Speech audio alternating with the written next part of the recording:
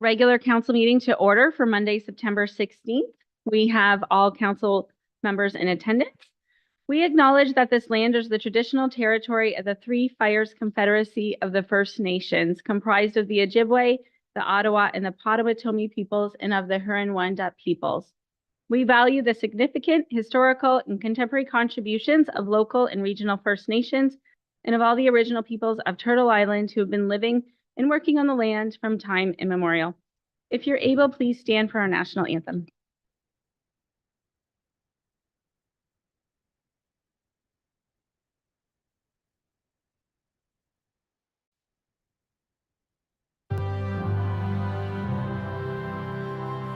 Oh, Canada, our home and native land, true patriot love in all of us command. Car ton bras s'est porté l'épée, il s'est porté la croix.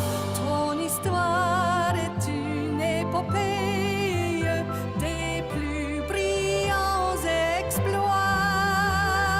God keep our land glorious and free.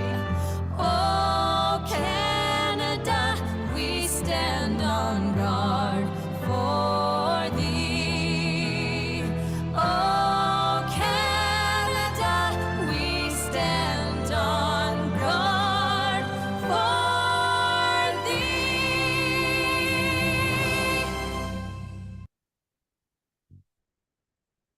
Thank you. I just want to acknowledge briefly, we do have a declaration later that September is Childhood Cancer Month. So tonight, members of council have a gold ribbon that was given to us to wear for this evening. I also want to take a brief moment of silence for Walter McLean, a member of the town of Essex, the Harrow community, very active in the Harrow Fair Board and our agricultural community.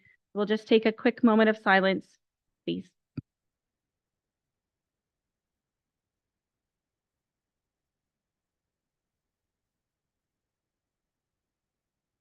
Our thoughts are with the members of the community and Walter's friends and family. We'll go to Director Malandrucolo for a closed meeting report.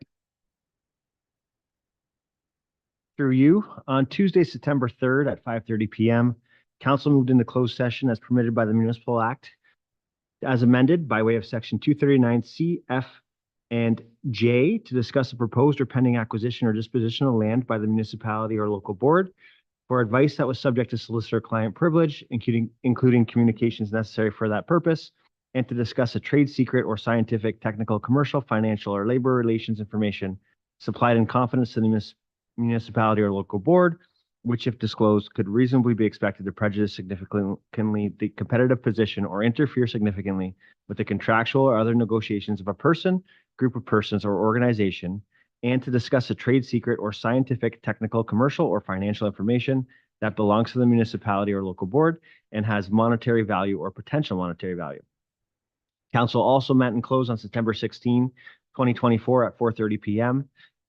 As permitted by to do so by the Municipal Act by way of section 239(2)C and J to discuss a proposed or pending acquisition or disposal of land by the municipality or local board and to discuss a trade secret or scientific, technical, commercial, financial, or labor relations information supplied in confidence to the municipality or local board, which, if disclosed, could reasonably be expected to prejudice significantly the competitive position or interfere significantly with the contractual or other negotiations of a person, group of persons, or organization, and to discuss a trade secret or scientific, technical, commercial, or financial information that belongs to the municipality or local board and has monetary value or potential monetary value. And that is the extent of my report. Drucolo, any declarations of conflicts of interest from members of council this evening? Seeing none, if you find yourself in conflict, please advise us later. Needing a mover and a seconder to adopt the published agenda as amended, as we have a motion, a really good motion from Councillor Jason Mady. Deputy Mayor Shepley, supported by Councillor Mady. Any questions? Seeing none, all in favor? That is carried unanimously. Adoption of the minutes for the September 3rd regular council meeting. Needing a mover and a seconder for that. Moved by Counselor Garrett, supported by Deputy Mayor Shepley. Any questions? Seeing none, all in favor? Opposed? That's carried. We'll go on to our public presentations. We have a verbal report this evening from two members of our council that attended the AMO conference. So first, we'll go to our Deputy Mayor. And you could share with us what you learned at the AMO conference, please. AMO's 125th was this year. It was quite the event in our nation's capital of Ottawa. I'm so glad that I could be a part of it on behalf of the town of Essex. Ontario Premier Doug Ford made several important announcements during the conference. He introduced a new online development tool by Invest Ontario called the Partner Portal, which will benefit both local and international investors. This portal allows municipalities to upload detailed information about commercial and industrial properties in their areas, providing companies with insight like demographic trends, market analysis, and First Nations treaty areas. This tool is expected to be a powerful resource for attracting investments and creating new jobs. The Premier also announced $200 million investment to help municipalities build and renew sports and recreational facilities. The new Community Sport Recreational Infrastructure Fund is now open for applications with municipalities, local service boards, and not-for-profit organizations eligible to apply for up to 50% of project funding. This initiative will help support and development of community infrastructure and enhance the quality of life in our region.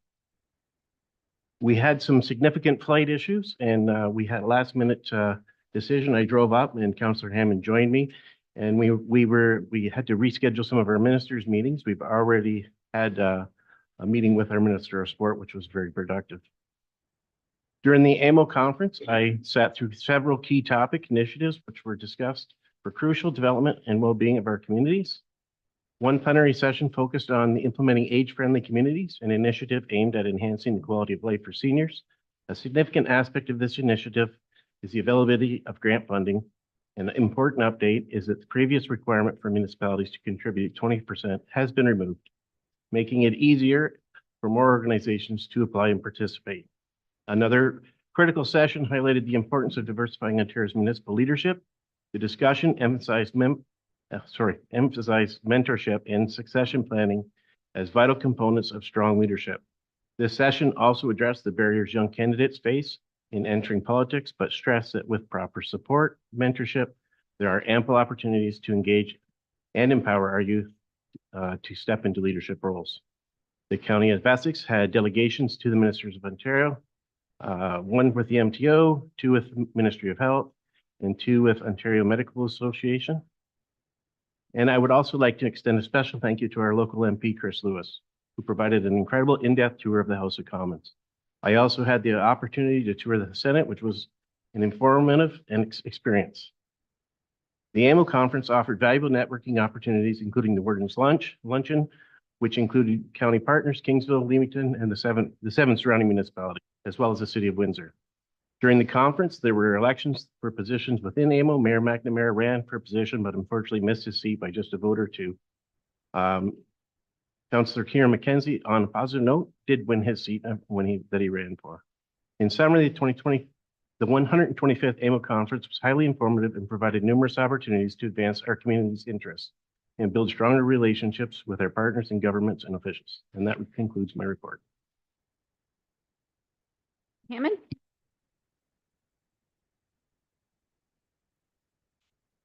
You, Mayor, and through you.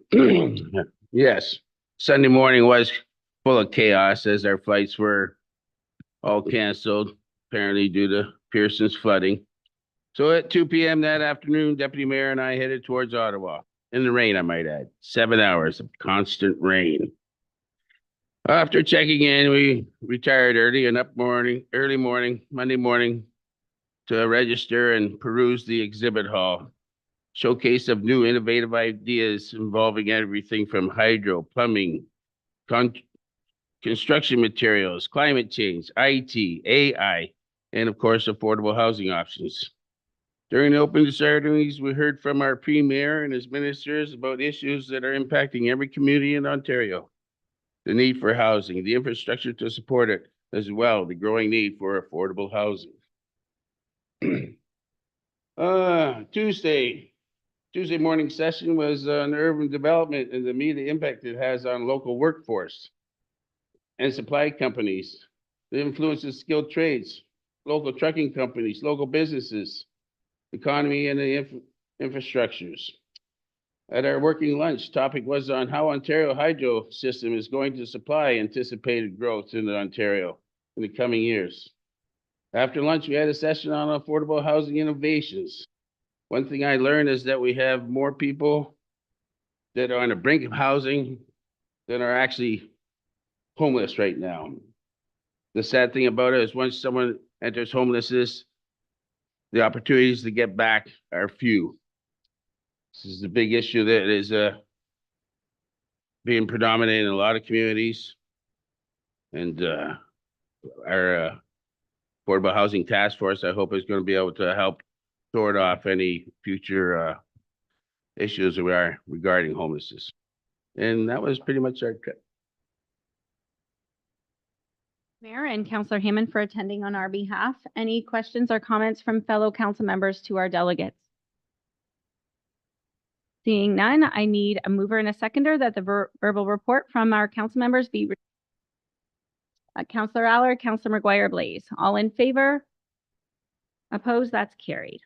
Now we'll move on to our delegations. We have Mr. Rick Smith regarding a driveway on Irwin Avenue. So Rick, if you just want to go back to the delegation podium, turn on the mic and you get 5 minutes to address council.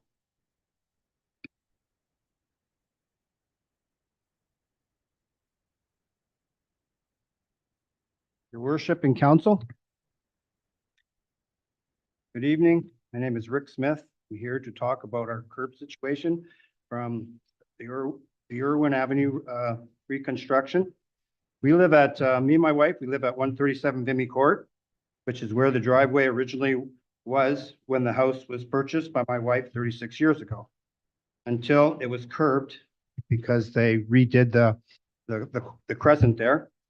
We didn't have no driveway, so we ended up having to move onto the back of Irwin. So that's where our driveway is now. At the start of the redo, the road was we were told that Mr. Big, well, first of all, I don't need to read this anymore. I don't need that. Anyways, what happened was we got a letter stating that if you got 25 feet for our to drive into our driveway. We had a 40-foot driveway. I parked 3 or 4 cars and we asphalted. Before I asphalted, actually, I used to go under the house quite a few times and there was water getting in. So there was something wrong. So I come down to town hall. I talked to somebody. They said, nothing's wrong, nothing's wrong, nothing's wrong. So I said, okay. So we got the driveway asphalted. About a year later, truck comes in. They have to dig up about 3 feet by 3 feet of my driveway, which was asphalt, and they paved it. So that was it. Now this with the road construction, I had 4, like I said, I had 4, I could park 4 cars in my driveway and they said I could only get 25 feet. So if I went from my garage 25 feet, my driveway I would only get to put 2 cars in. And if I went the other way and my curb, or not my curb, but my sidewalk, I would be getting out of the car, walking on grass to walk to my sidewalk. So that would look like garbage. So anyways, we went the other way. Now the curb is right in front of my garage. Alls I asked the town hall guys here for 5 feet. And they said, no, no, no. So now we are stuck with a situation where I have to pull in my driveway and come into the garage like on an angle, which is kind of ridiculous to me. So what I'm asking for is, and actually they did, Giorgio did give me the length of my, up to my garage, and they came and they cut it out and redid the curb, which was senseless to me because they said, this doesn't look right. And I said, exactly. So this is what we're trying to get the curb cut so I can actually drive out of the garage and onto the road. And that's all we're asking for. Thank you. Thank you, Mr. Smith. Just hang tight in case there's questions from council. Questions from members of council to Mr. Smith or our administration? Counselor McGuire, please. Thanks through the chair. So I just want to clarify maybe for council, because I did go out and I spoke with Mr. Smith through the chair. Went out and spoke with Mr. Smith before we were able to pour the concrete. Unfortunately, we didn't get the results that we wanted, which is why we're here tonight. But when the contractor initially went out, they had laid poured the curb 30 feet, which the resident was happy with. But when our administration went out there, they realized that the contractor had made a mistake and they asked the contractor to fix it, approaching Mr. Smith and asking, where do you want your 25 feet? Do you want it to start at your sidewalk or do you want it to start at your garage? If it started at the garage, he wasn't going to get the driveway to go all the way to the sidewalk, which is why they chose where they were. And he was trying to get the exception to go back to the 30 feet, which is what they had originally poured. So they originally poured it. Our administration saw that there was a mistake and our administration asked for them to put the curb there. Some thoughts were that the curb was put there for a parking space on the road because we are adding the off-month parking on either side of the road. But that space that they've added the curb is not big enough for a vehicle. Just, you can't really tell from the pictures there. I think I measured it out. I sent an email to administration. I think it's 12 feet wide is the space of that curb that you're looking at right now between the garages. So it's just so that way, if you're thinking, well, if we give him what he's asking for, we'll lose a parking space. We will not lose a parking space. That is not a parking space. You could park maybe one of the little Volvos there, but a regular sized vehicle, you're not going to be able to park on that side of the road. So just so council's aware of what else happened. Please, Deputy Mayor Shepley. Remember a driveway came back to us when we first got on council and he wanted a 40-foot driveway. We were at 25, the most we give him was 30. So if we go 40 here, we're going against what we should be doing here. Second of all, I don't. Oh, okay, so second of all, it doesn't look to me like it's just a simple matter of cutting a curb out. It looks like the cement sloped up there as well. So it'd be a substantial cost to be doing this change at this time. I don't know. I just don't understand how did it end up getting poured on this side as opposed to the other side? Did we not have a consultation and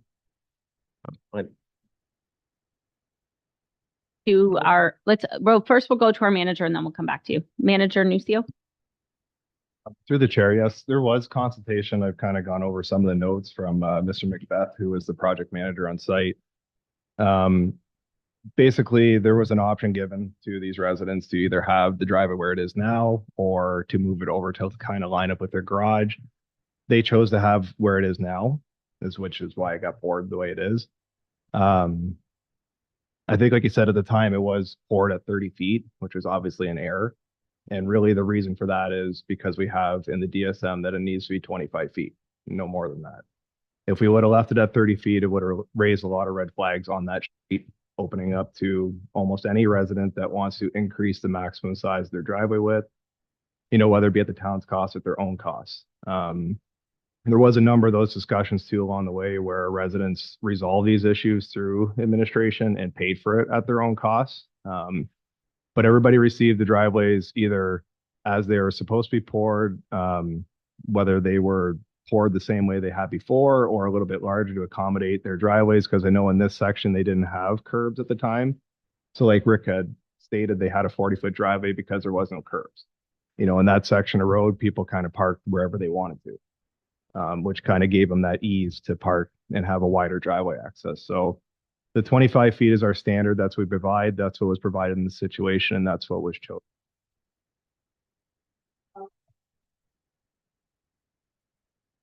I wouldn't mind hearing from our resident if he wouldn't mind explaining, because if the administration is saying this is the way the residents wanted it, it should be, yeah, it's on. And then it ended up, you're saying you didn't want it there. So I'm just kind of curious, what's your version of this? I didn't say I didn't want it there. It just would have looked funny. If you see where my sidewalk is on here, my driveway would have ended on this side of the driveway, on this side of the sidewalk. So when I get out of my car, me and my wife, we have to walk on the grass to get to the sidewalk. That would look ridiculous. And like you said, they said that if you had 40 feet, like I had asphalt there, so I didn't want, they said that cement was cheaper, so I thought I'd go cement because it's cheaper for use. And that's why I went with cement. But if I would have went with asphalt, left my asphalt from the garage to the grass, that's 20 by 12. That cost me $3,200. I paid $3,200 cash, or I had to pay tax, which is, my son works at Coco Paving. He said, that's ridiculous. 12 by 20, $3,200. They were prepping the driveways already. They didn't put that much stone in there, you know? So that would have looked ridiculous. And actually, I should have had at least 30 feet, because I know there's a person on our road that has 30 feet, because I went and measured. She has one car. We have 3 cars. So where am I going to park my car? On the road? That's going to be a racetrack once this road's done. Everybody that comes flying down this road from No Frills to Foodland, they're not going to take the main street. Back to Deputy Mayor, and then I have Counselor Garen. I'm clear, so maybe I'm misunderstanding. So where the curb cutout is in the picture, or see the line where the pole is? So you want your curb cutout to be on that side? Is that what you're saying, and not where it's currently at? Just so, I mean, maybe I'm misunderstanding. Right? So you want an additional you want the wider opening. Okay, I see. I understand now. Mr. Smith, Thank you. if your microphone isn't on, then people can't. So anyways, they said no, but after all this, after they cut this out, I went to the corner house on Irwin and Fairview, and I measured her driveway. She's at 30 feet. They did her whole driveway. I don't know if she paid for it, because I heard she put a big stink up, and she's got 30 feet. So why couldn't I get 30 feet? Thank you. You know, if you're going to do it for one, you got to do it for the other.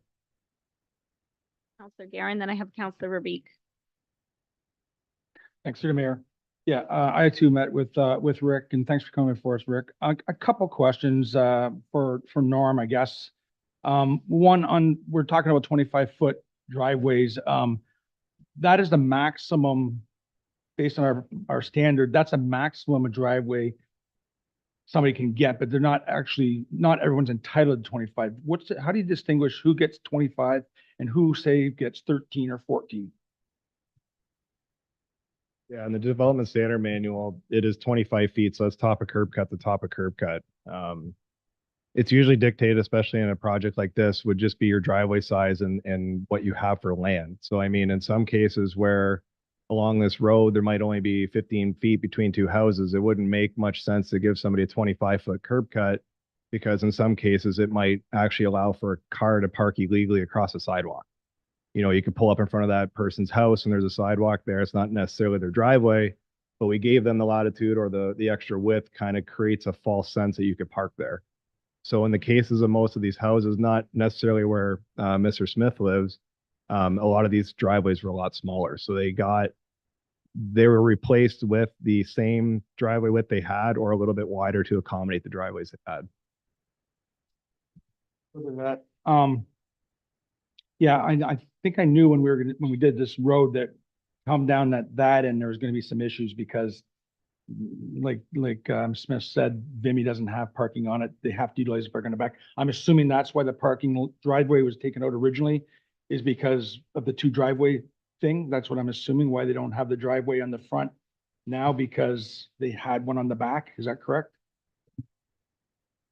there, but yeah, it sounds like maybe when they poured the curb there probably wasn't enough room for the setbacks of the houses, especially where the town property lines are. Again, you could create that false hope of parking and it could be actually an illegal parking space if you're blocking, say, any sort of infrastructure or sidewalk. Like I said, I don't know the history of that, but I'm assuming the setback of the house had something to do with their driveways. For that, the picture I'm looking at there, is the town-owned property from the curb to basically that hydro pole, or is it right to the front doors of those garages? Through the chair, I think the front of the garages are actually encroaching on town's properties just slightly. So it's just behind that by the looks of it. Okay, yeah, so Mr. Smith, this to you then, so you have 25 now, it was put there, was that agreed on where it was gonna be put, or did you assume that they were gonna, when I went there that one day, they'd come just prior to me getting there, the contractor, and it looked like all of it out, and at that time, I think you and I were discussing, you're like, well, I'm happy now, looks like I'm going to have an opening right from basically your property line where your garage is, right across to where it is now. And then they came back and then they did that, correct? And they had to make the curb. So now actually, with my garage being higher than the neighbor's garage, she's gonna get water in her garage. They would have sloped this. They shouldn't even have had a curb at all there. And this water would go in her garage. It would come straight down to the road, down into the storm sewer. So now they wasted all that cement right up, right in the corner here. And they were supposed to have that too, like that. But the contractor said, I ain't doing that. It's too much work for us. So they put the cement into each other and made it just one big driveway. When you did the asphalt driveway in the back, the previous one you had that was 30 feet, did you have a permit from the town for the driveway? And did it stipulate in there that it could be 30 feet wide? It was all crushed stone when we, I don't know if she had a permit or not. Like I said, I wasn't married to her. Well, I was married to her, but I don't know. I just married her like 6 years ago. We've been going out for like 35, you know? We got married on her 60th birthday, you know? But We you surprised everybody, you know? mentioned asphalt, so it wasn't asphalt before. This was all crushed stone, all crushed stone. And Enzo Paving came in and they came around and asked people if they would like their driveways paved. And I said, sure. So I paid him $2,500 and he paved it. Past that, like I said, I parked 4 cars there. We had my stepson living with me and I had 3 cars. Well, I have 2 and my wife has 1. Okay, so last question for admin then would be, with the 25-foot standard that we carry, if there is a situation where we run into like this, where there may be an exception to what we're doing, what is the course of action that a resident could take other than, what would be the course of action that they could take?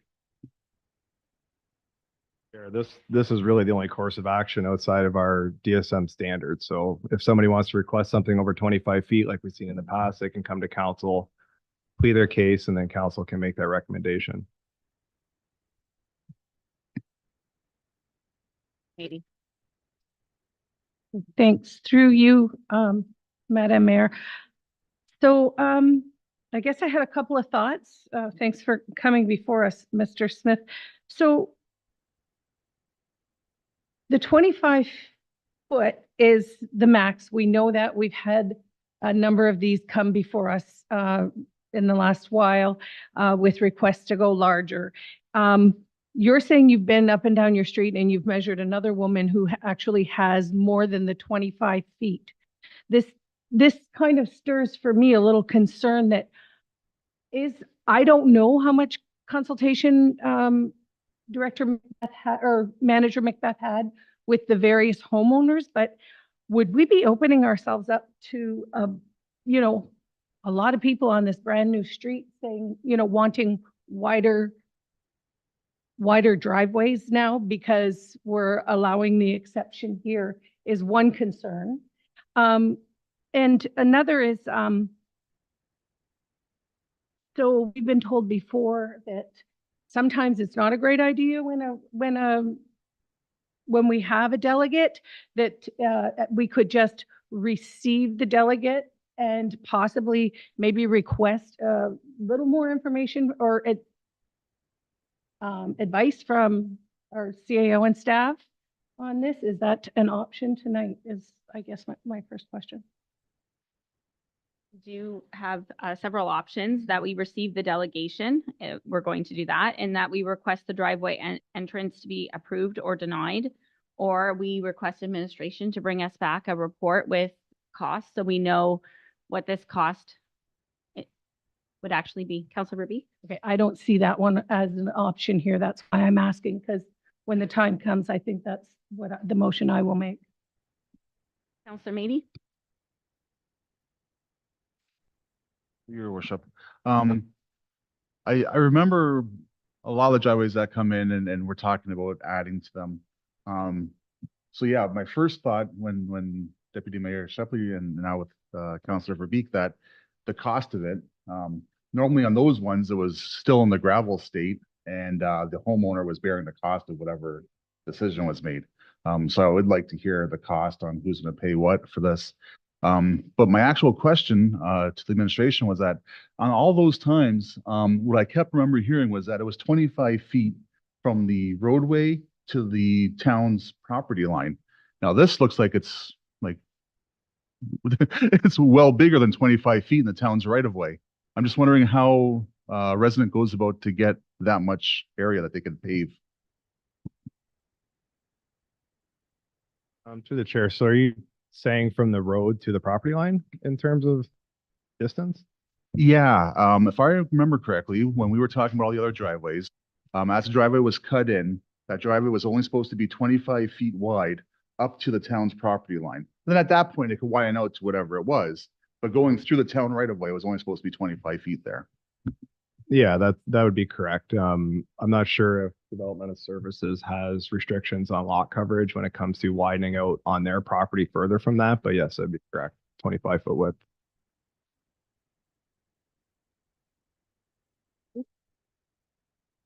Thanks to the chair. So to answer your question, the reason why he has that is because when the contractor came, they initially laid it out to have a small strip of grass there.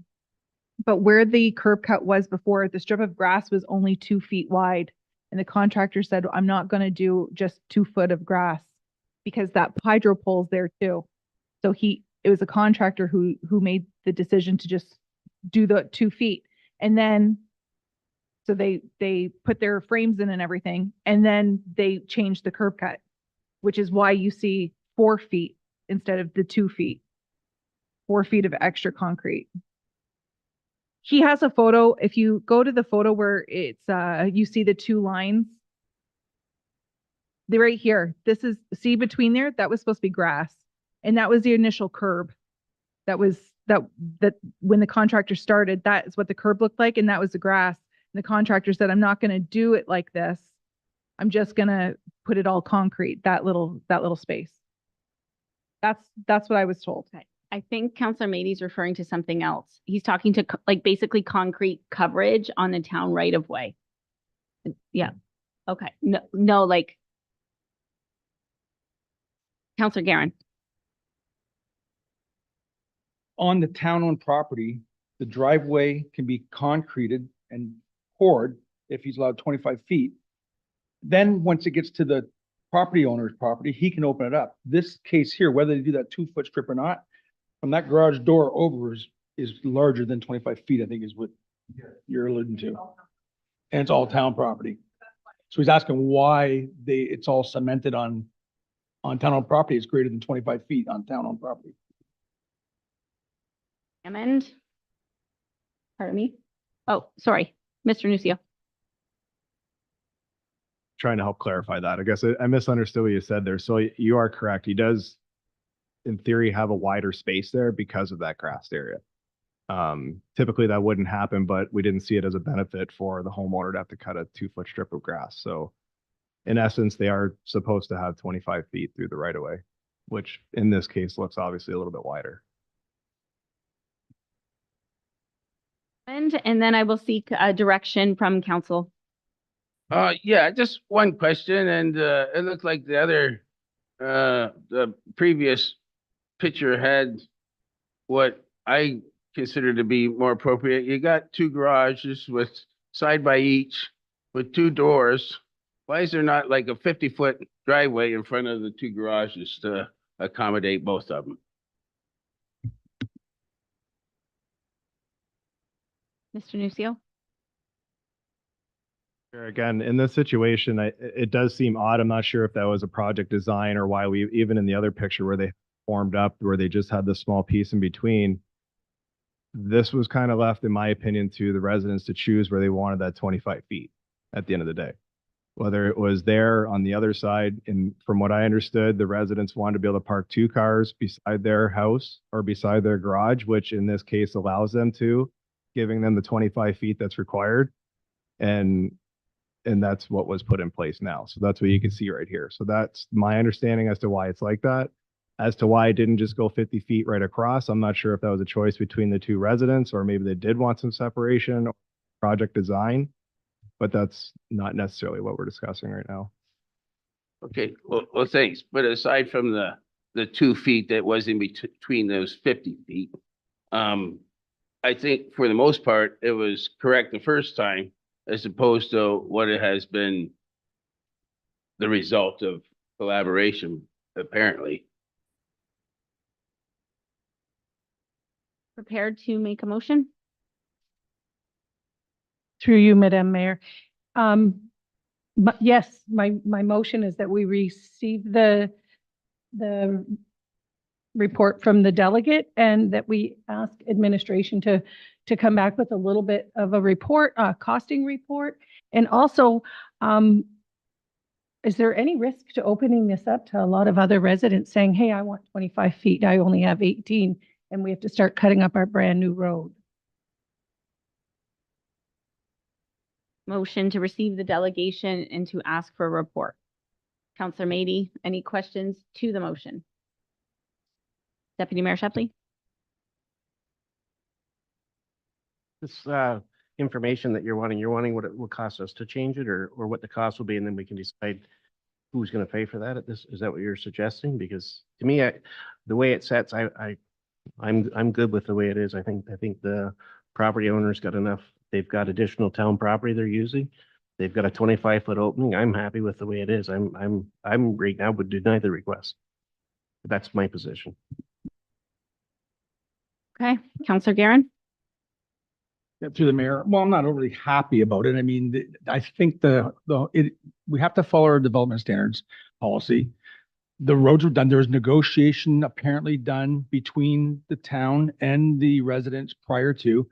But down at that end, like I said earlier, I mean, I had a feeling it was going to be an issue there, because residents down there have been taking advantage of that backside, and it's been fine and no one's complained about it. But now that we have curbs and we have sidewalks and we're a development standards policy to follow, this is what we end up with. So if the negotiations, we're done with Mr. Smith, and I'm not sure, I'm hearing two sides, and I have to trust there was some negotiating done with all the residents on the street. Whether they got what they all wanted out of it, I don't know. We have another delegate coming up right after this one. So I'm just saying, if we're going to be looking at a motion of any kind, we're going to be considering the exact same thing on the next one. So tough situation to be in. I do think, Mr. Smith, you do have much more than what we typically would allow in terms of a cemented driveway on town-owned property. I wish you had maybe thought about putting it right in front of the garage, because I think that would have helped in the sense you can access your garage better. As far as the rest of it and being able to park 3 cars, you would need pretty much a 30-foot wide driveway to probably accommodate 3 cars wide, which we just don't permit. Or at least it hasn't been a practice to permit them. So just my comments I'm making on it. Council wish to speak to the motion? Okay, so the motion is to receive the delegation and to get a report. All in favor? Opposed? And that is not carried. Okay, so motion that we just received the delegation by Rick Smith. Which one? Okay. So did we receive the delegation already? No. Okay, so I want to break them up. What do I, Deputy Mayor? I want to make a motion that we deny the delegate the driveway and leave it as it is. By Councilor Verbeek. Okay. Yeah. Yes, I'm just trying to split them up, but, okay. So the motion put forward by the deputy mayor is that we deny the delegate the request for a bigger entrance. It stays status quo. Seconded by Councillor Verbeek. Comments to that motion? Councillor Garen.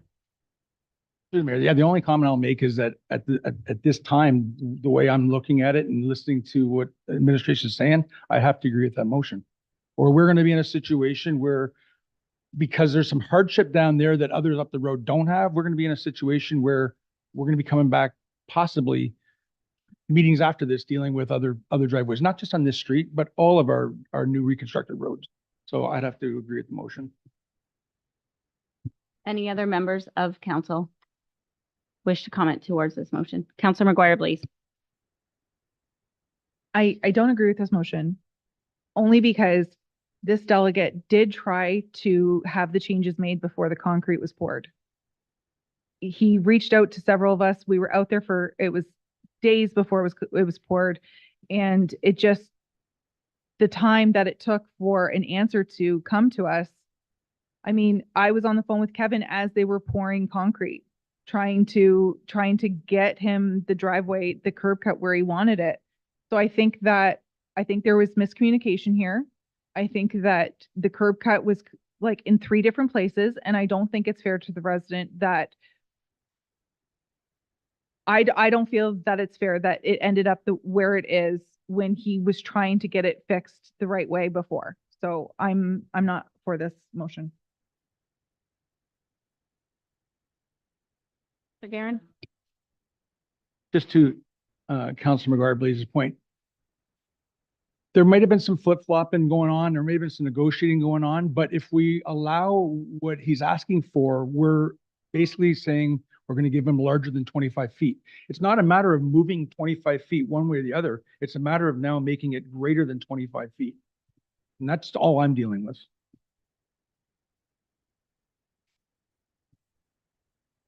Just a point of clarification. Deputy Mayor. Just a point of clarification. I'm not suggesting that I never heard the proponent suggest that he wants to slide it over. He wants to extend it. And that's what I'm saying. I'm saying no to that. I'm saying no to extending it. You got 25 feet. You've got extra coverage from the town already. It's not a matter of moving it over because it's in the wrong spot or it didn't get negotiated. It's 25 feet to our standard and he's got extra coverage. That's what I'm saying. That it's not a motion of denying him the ability to negotiate. We're past that now.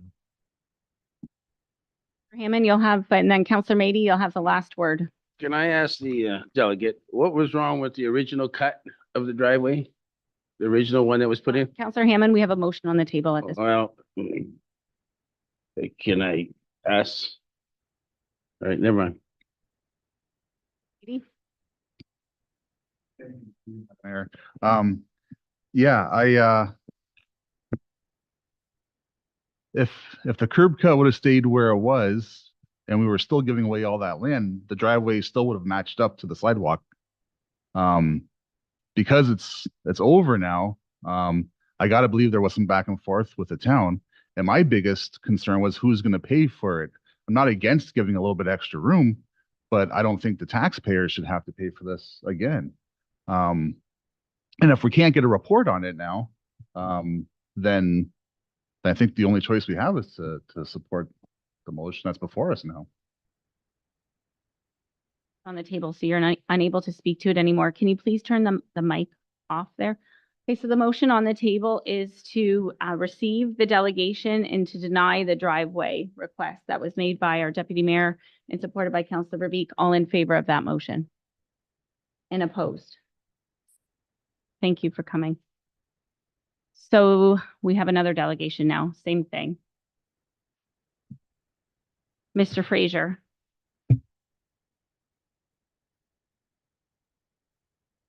Come on back, and your topic is the entrance width driveway on Irwin Avenue, and you get 5 minutes as well.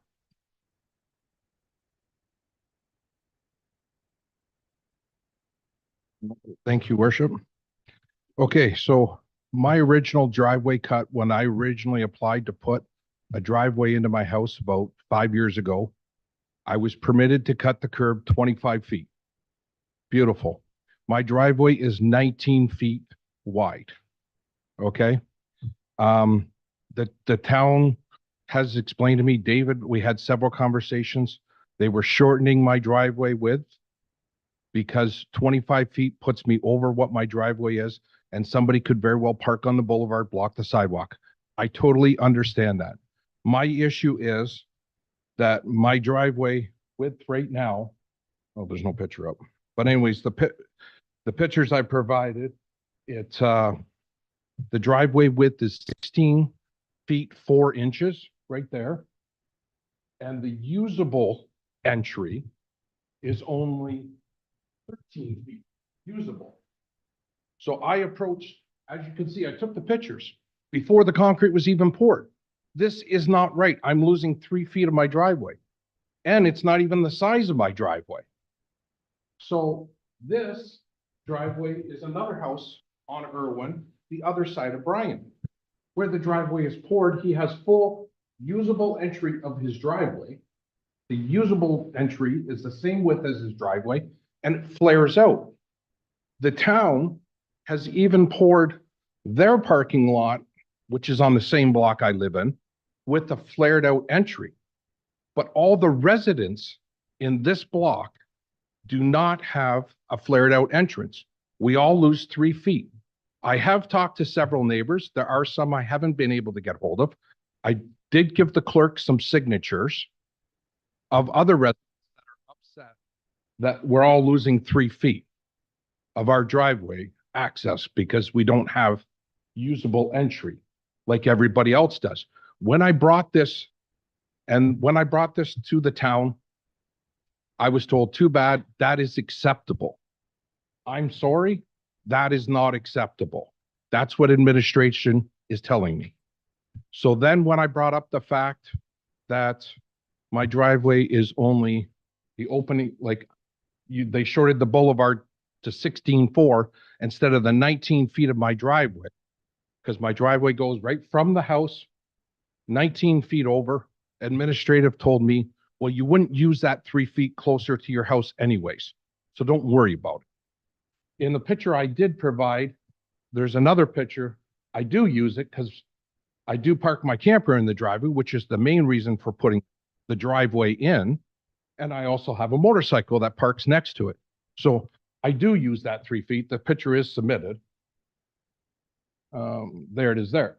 So as you see, I do use the 19 feet. I park my camper there, my motorcycle goes there, and then my truck goes in front of that. So to say that I don't use my driveway is not a good defense to the town. All I'm asking for, I don't want the 25 feet back originally that I had. I'm asking for the town to, there's 2 feet here and we're short 10 inches on the other side. I'm asking for the town to do my driveway properly. My driveway's 19 feet, give me 19 feet usable entry, and then flare up your sidewalks like you've done everywhere else. And I can tell you that the council will be getting more complaints from people on this block because I have submitted 4 other signatures stating that they're not happy that they're losing 3 feet to their usable entry. And there is one lady that has her driveway on an angle, but I can't show you pictures of that. But anyways, that's what I'm asking for town for, to correct my driveway and make it 19 feet usable entry. Thank you. Sure. Any comments questions from council to the delegate here?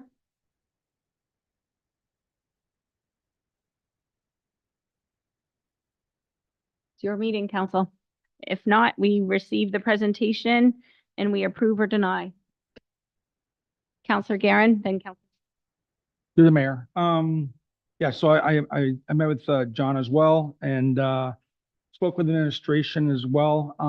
Couple of things kind of concerned me in my original talks with John was, and looking at the street and the way the curbs are tapered down and how long they taper down. You definitely, all the residents on the street are losing overall close to 3 feet. And I'm just wondering through administration, is this the way that we do all of our curbs in our town? Like, for example, we just did Victor Street not that long ago under the same standards, development standards policy. Is this how the curbs are over there as well? And when it comes to tapering the driveways, or as Mr. Fraser says, flaring them out, do we do that on some driveways, or do we do them on all driveways, or how does that get determined? Because I'm looking at the one picture with the tape measured down the side. It looks like about a good 2 feet off plumb with his house where it could have been usable driveway. And this is a totally different situation than we just dealt with. This is less than 25 feet. And now with the cutout, he's losing another 3 feet on top of that. So those are a couple of questions looking for answers on. Through the chair, so to address the first part, in the situation that Mr. Fraser showed where it's kind of flared out in his neighbor's driveway, I'm assuming. I'm not sure what happened in that case. I think what they looked at is they gave him a wider entrance and then they flared it down to match the existing, is what it looks like to me. So I don't know exactly how wide that driveway is, but at the top of the flares, you can see it matches his existing allowable or usable driveway that he has. They didn't go wider. They could have went wider, I think, in that case, unless property lines were an issue or something else was in play. In the case of Mr. Fraser's, I believe it was flared at one point, and then they had discussions on site and they straightened it out to look the way it is right now. I believe further discussions that administration had with him is they could pour that extra couple feet before it was actually poured, but it'd be at his cost. The discussion was that they put the driveway in place to meet what his driveway was existing. And in my opinion, when I look at it, this driveway is fully accessible. The 2 or 3 feet that he's requesting in this situation doesn't change the use of his driveway. He can still pull in, he can still use his full 19 feet on his property. It doesn't change any orientation there. Well, I think that if you drive a pickup of some sort, you can easily get over that little curb that comes down. But I mean, in all reality, you still have to, it's not a flat surface to drive over. I wanted to go back to Mr. Fraser. You said you had previously received permission from the town to have a 25 or a 25-foot wide driveway. Were you given a permit on that shows that and was that permit followed through, and was inspection done on it, all the other good things that you need to get done?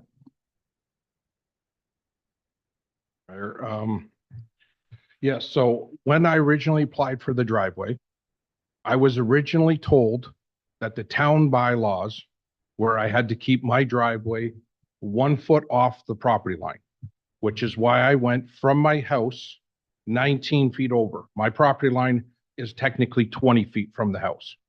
And then when they came to the curb, they said you may cut the curb 25 feet.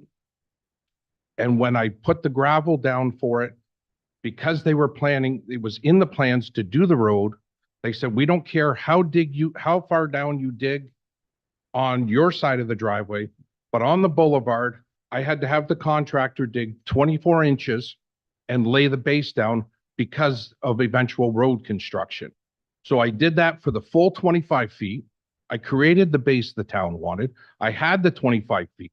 I used to use the extra 6 feet. I would park my motorcycle on that gravel boulevard. I do own 2 of them. But I understand not. But as far as administration saying that I talked to them about widening the 2 feet and me paying for it, that's inaccurate.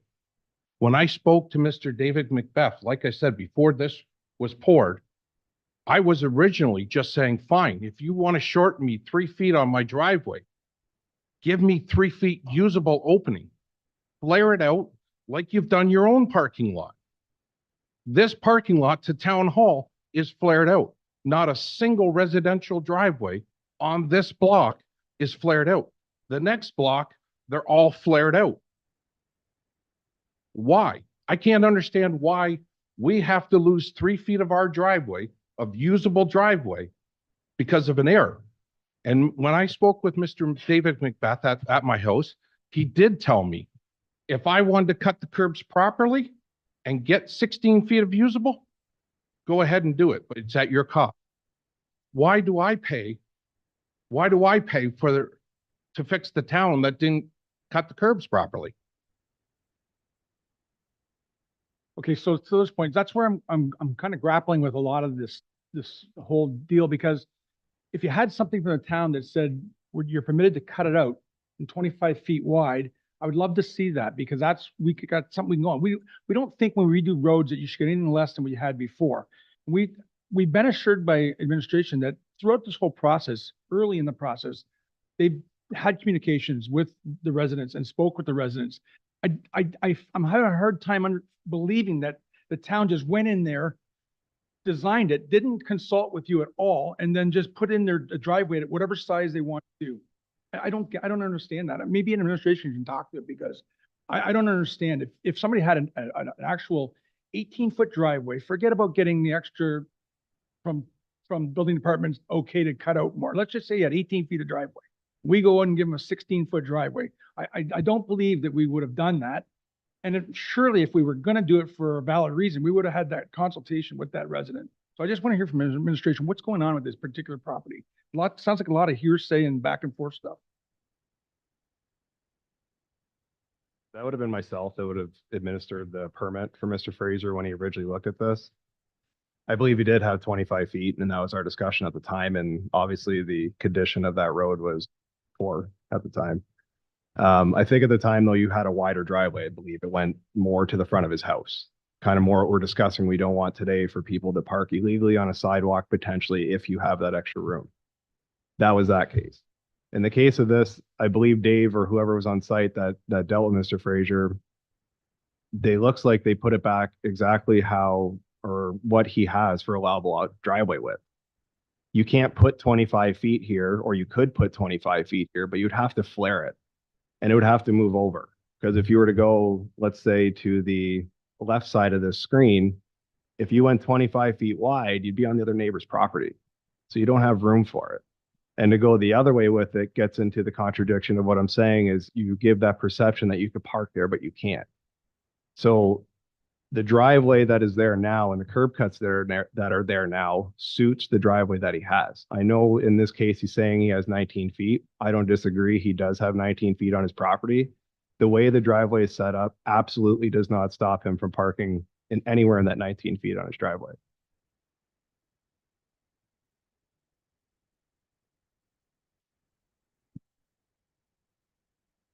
For you, your worship. Yeah, I don't like restricting somebody's use, sorry, because somebody else might do something bad. If somebody else is parking on that, then it'd be up to us to enforce the no parking and keeping the sidewalk there and stuff. I really hate putting restrictions on good people because of something a bad person might do. And so my biggest question is, if it was 25 feet, you had said earlier that our standard is 25 feet from top of cutout to top of cutout. And then I'm sure we have some kind of, does that meet that, or is that narrower than what that would be? In this case.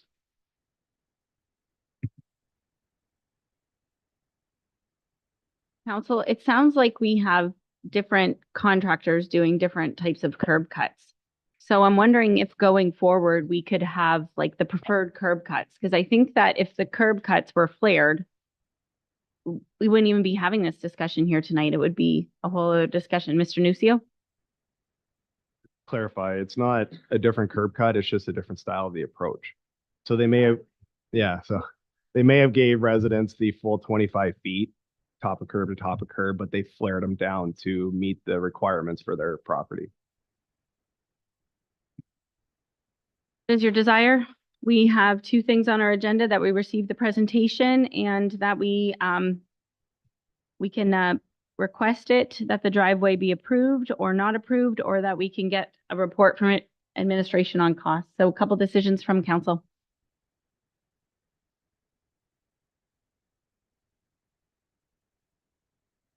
Motion to receive the delegation. Let's just do it in pieces then. Let's move to receive the delegation. Counselor McGuire Blaze, Counselor Allard, all in favor? Okay, direction from council now on Counselor McGuire Blaze.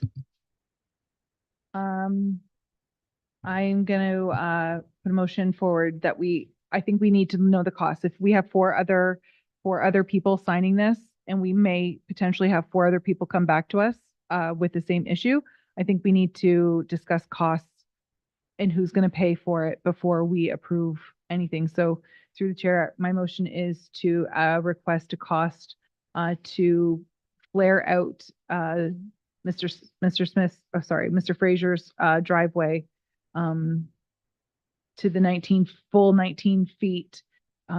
What is the cost on that? And bring that back to council, please. Counselor Mady, any questions to the motion? Seeing none, all in favor? Opposed? Opposed? I think that passed unanimously. Okay, Mr. Fraser, we'll get back to you. We'll let you know when the report comes back. Thank you for coming tonight. Next, we have Essex Optimist Recreational Soccer League and Essex Minor Baseball. Welcome. Every 2 weeks. All right, Cassandra, you have 5 minutes, and then Joseph Grondin, he's here. Okay, all right. Hello, my name is Cassandra Finn, and I have recently been selected to be the president of the Essex Optimist Recreational Soccer League for the 2025 season. As a board, we wanted to present some questions and some concerns for the new soccer and baseball development. And I do have a slideshow. Perfect. If you could go to the second slide. So just to show you kind of numbers for the last couple of years. So for the past 3 years, we have increased our enrollment from 400 to 590. We have clearly increased, which is awesome. We want to make sure that we're offering it to as many families as possible. We do have approximately 300 families every Saturday while we're in season on the fields, which includes grandparents, aunts, uncles. If you drive by those soccer fields on Saturdays, it is booming. There's lots of people there. Also, next slide, our other participants that use the fields. So we have the Over 30 League that also uses it. We have Essex Sun County travel teams that has about 130 participants. We also have approximately 50 refs that we employ, and they're getting way more than minimum wage, which is great for students who are between the ages 10 to 18. We also have refs for the travel that we have there. This year, we offered a new program that was for 3-year-olds, and we ended up having 40 participants. We only wanted 20. We didn't realize how fast it was gonna fill up. So quickly, we put a stop to it, and we had 40. And it was only for $20. They got a shirt, a ball, a medal, and 6 weeks of skills. And it was just great to see these little 3-year-olds out there running around, just excited to be kicking around the soccer ball. So it's really open to quite a bit of the community. It's also affordable sport. The cost to participants, so it ranges from $60 to $80, which is very affordable for families now. And we don't want to look to increase it. We have been doing many things to keep the cost down. We find lots of sponsors for jerseys. We find sponsors for the fields just to keep the cost down. Future soccer development and baseball diamonds. So this is what we're here for tonight. We do have many concerns as we know that we are working on the new fields. The grass right now is not really growing. We know that we need the grass in order to be able to play soccer on it.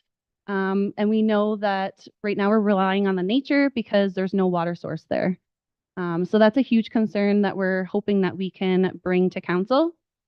Next slide. Other amenities that we want to make sure that we have there and we do them right.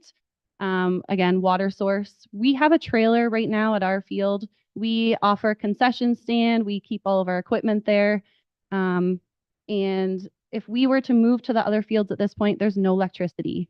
So we would not be able to have our trailer there with a concession.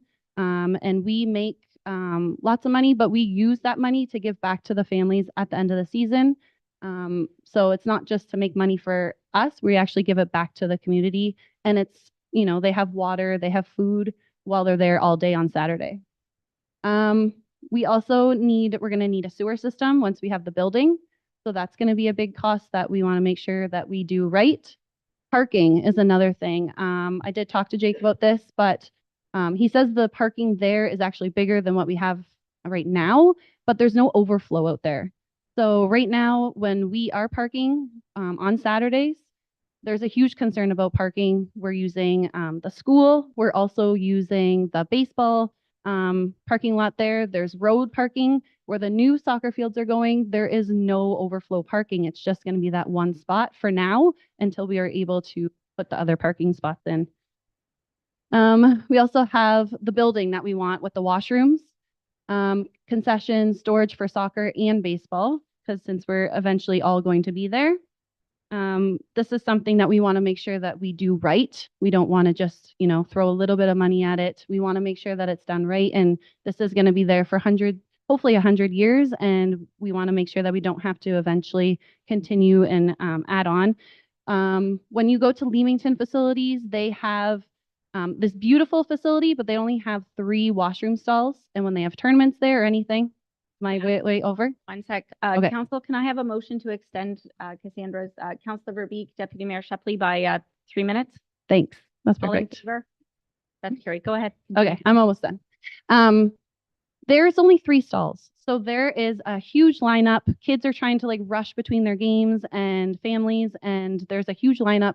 So that's definitely one thing we want to bring up, that when we're doing the washrooms, I know Essex Arena, the big rink, has like 12 stalls or something. I don't know. There's a lot. Whenever I'm in there, there's never an issue. Something like that. Next one. This is not a need, or sorry, this is a need, not a want. This needs to happen now because I know that you guys are wanting our existing soccer fields for eventually a road. You're just waiting on grants. But when those grants do come, we want you guys to be ready. We want to be able to move to the new soccer fields so you guys can have our existing fields and not hinder our Essex recreational right now, because we want to make sure that the families have somewhere to go. And then the next slide, unfortunately, this is some of the pictures I took this summer. Jake added one as well. But if you do go out there and look at them, they're not ready. They were supposed to be ready this season. I know nature has not worked, and that's why we've been also asking for maybe some type of water source out there to help with the grass. But these are not just like someone's yard. This is where we're going to be playing soccer. We need to have good grass. We need to have something that's going to be able to withstand people. Lots of players playing on the grass. We need it to grow, and we need it to be better than that. Future opportunities. We also want to make sure that we do this right because we see other centers growing. We see them with the things that they're doing. So we want to be able to offer more than just 590. Every year we're capping how many people we have because we only have so many soccer fields. We want to be able to host tournaments. Right now, they host tournaments in Kingsville and Leamington for travel, but we are unable to do that. And maybe start a club and more opportunity for skills camp. I'm almost done. Last slide. Funding. As a committee, we do want to help fundraise, and we would love to work with the town for this as well. We do plan on doing fundraisers for the next season. We have raffle tickets with registration, fundraisers. We're hoping to do one sometime in the spring, and hopefully A1 fundraiser. We're going to approach them. We do also have some funds put aside as a committee that we would be looking to work with the town with. And just let's do this right. Let's be the talk of the county for the right reason. That's all I have. Yep. Thank you. And now we will have our next delegate, Mr. Joseph Grondin. Same thing. You get 5 minutes, sir. And if you go over, I'm sure this council will give you more time.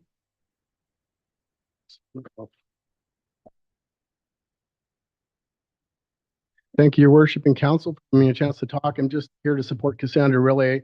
I caught wind of this a few weeks ago, and I've been out of town and had very little time preparing. Quite frankly, my archives from the first time I met with Essex Council have gone away a long, long time ago.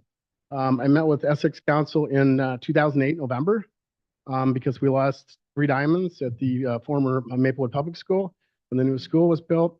In addition to that time, right about that time, we lost 2 diamonds at the old Holy Name School and around that area. So we now have 4 diamonds in town out of 9 we'd had previously. At that time, it forced the men's league in town to move out of town or fold, the women's co-ed league, church league. I estimate around 400 adults that were playing in town are no longer here because we didn't have the facilities in town. And this is going back to 2008, and here we are today. I'm really here to help expedite things, work with Director Morissette to support him to do whatever he can to get funds to move forward with this, which is largely why I am here, today. Again, the additional diamonds would help to lead to additional tournaments, bringing adults back into town, ideally support business in town locally, that kind of stuff. We do also keep registration quite low compared to most other centers, largely because the town of Essex doesn't charge us a lot, which is very helpful, but we do we do have a lot of sponsorships. We have bingos, that kind of stuff. So we generally produce a profit every year to help keep costs really quite low compared to most centers.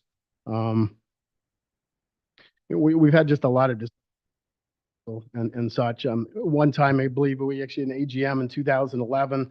I think maybe 1 or 2 of you were here at that point in time. And this was a survey we put out to our parents of our players at that point in time. Asked the question, are you satisfied with the number of diamonds in Essex? 4 out of 75 were satisfied. 5 out of 75 were satisfied. Do you believe that Essex has properly addressed the needs for diamonds? 7 of 85. Compared to other towns similar in size, how would you rate the diamonds in Essex, such as location, number, availability, et cetera? 7 of 98%. Those types of things just haven't improved. They've gotten worse than anything. And I know the town's worked hard towards things. Money is an issue moving forward. Some of you have done great plans, with the new facilities, securing the land, trying to move forward. Funds are an issue, whatever we can do to support Director Morissette to move forward with that and get things moving quickly. I'd appreciate that. Questions, comments from members of council? Councillor Guerin.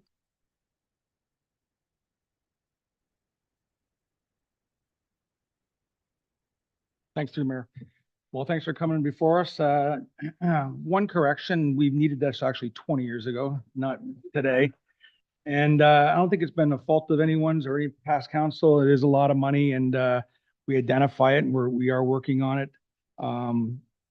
Got some news from Deputy Mayor Shepley about the grant possibility, and that all sounds all promising. We went down that road before and had our hearts broken, but looks like we're closer today than we've ever been, which is good. And it's great to have organizations like soccer and baseball. We've heard from the football group as well, and others that they do still want it, they do still need it, and we identify that. I remember, I'm dating myself, but when my son was playing youth soccer and 15, 20 years ago, Kingsville, Leamington, same situation. They built they're in need. They built these soccer fields, and they looked kind of like that when my son was playing them. There was a porta john in the corner. There was, a lot of parking, but it was gravel and uneven. And I'm not sure what they did. And maybe Director Morissette's spoken with Kingsville, Leamington to see what they did back in the day to help get that grass going. Because you're right, there is no way of actually watering it at this point in time. We're relying on Mother Nature, and great summer for no rain, but so yeah, we're working on it. And again, I want to thank you guys for coming forward. And I think we're like I said, we're closer today than we were. I still want to get an update. We're expecting to get an update from administration on corporate sponsorships and community partnerships and such. So I'm not sure when that's coming back. I'd have to double check my notes, but all good things on the horizon. Thanks again. Any other questions from council? At this point, I will ask for a motion that the delegation by Cassandra Finn and Joseph Groundon be received regarding our soccer baseball fields. Councillor Guerin, supported by Councillor McGuire Blaze. I do want to say one thing. Thank you for coming as well. And I also want to just throw it out here. Miss Finn, thank you for fundraising for the dog park earlier because you really slingshotted that project. So we have a lot of faith in your partnership this time. All in favor? And that's carried. Don't go anywhere because we have a community services report. CEO Sweet, you have 5 minutes. Won't need that. Thank you, Mayor Bondi. Sandra, Joe, I want to thank you both for coming. And as the mayor said, our next report is on the grant we're talking about, and you asked how you could help. If you haven't already, letter of support would be greatly appreciated from yourself or any other organizations you mentioned today. Reports from Administration, Community Services 2024-37, Community Sport and Recreation Infrastructure Fund application. Director Morissette, you want to walk us through this? Thank you, Mayor Bondi, and through you to council. Administration has prepared a report to council with a recommendation to apply for provincial grant to potentially receive funding for a transformative opportunity for our community, the development of the new Essex Center Sports Field. This project is an enhancement of our local infrastructure and an investment in our community's future. The town of Essex has the opportunity to secure funding to address pressing needs that have been shown from our user groups and our residents as well, and to elevate the town's recreational tourism opportunities. By approving the recommendations in this report, it will enable us to proceed with an application for the Community Sport and Recreation Infrastructure Fund and commit the funding to the remainder of the project. For years, Essex Center has faced a critical shortage of sports facilities. Our local leagues, including Essex Minor Baseball, Essex Minor Soccer, Essex County Ravens Football, various adult recreation leagues, have all underscored the dire need for the additional fields. Our current infrastructure, just 4 baseball diamonds, 1 of which is suitable for teenagers or adults, and 4 soccer fields, which consist of 2 junior and 2 senior fields. This falls woefully short of meeting the needs of our growing population and their expanding recreational demands. The Parks and Recreation and Culture Master Plan of 2015 and the more recent 2023 Community Services Master Plan both highlighted this shortage, noting the reduction in facilities. The shortfall of baseball is due to the construction of different public schools, which was one of which was the former grounds of 4 Diamonds. This has left us the inability to accommodate the needs of the user groups. Moreover, the expansion of Highway 3 has had an impact because of the plans to go through Hanlon, which will cut off 2 soccer fields. And the plans to remedy this situation have been in development for years, and we have now created a clear pathway forward by creating a conceptual layout and cost estimates provided by Bazaar Partners at the new Essex Center Sports Field. The Community Sport and Recreation Infrastructure Fund offers us a unique opportunity to secure up to $10 million of funding, covering 50% of eligible costs. The total budget for the remainder of the Essex Sports Fields projects currently stands at $16.8 million. With the CSRIF's potential contribution, we would need to secure the remaining $8.4 million if we decide to proceed with the entire project. The project will consist of general site work, sports facilities, which include baseball, soccer, and artificial turf, which can accommodate a variety of different sports, parking and access roads, pedestrian pathways, maintenance yard and building, canteen and washrooms, play areas, and site servicing. The addition of artificial turf fields will not only extend usage into off seasons, but also enhance our capacity to host a variety of sports to increase tourism. As mentioned previously, this aligns with our Community Services Master Plan. In addition, this aligns with our strategic plan, which was adopted by this council to develop a sports tourism strategy, as well as our climate adaptation plan, also adopted by previous councils, which was looking to extend the range of seasonal usage. It also follows the recent guidance from Minister Neil Lumsden, who emphasized the importance of sport tourism and unique recreational opportunities. In conclusion, this project represents more than just the new sports fields. It's an investment in the vitality and growth of Essex Center.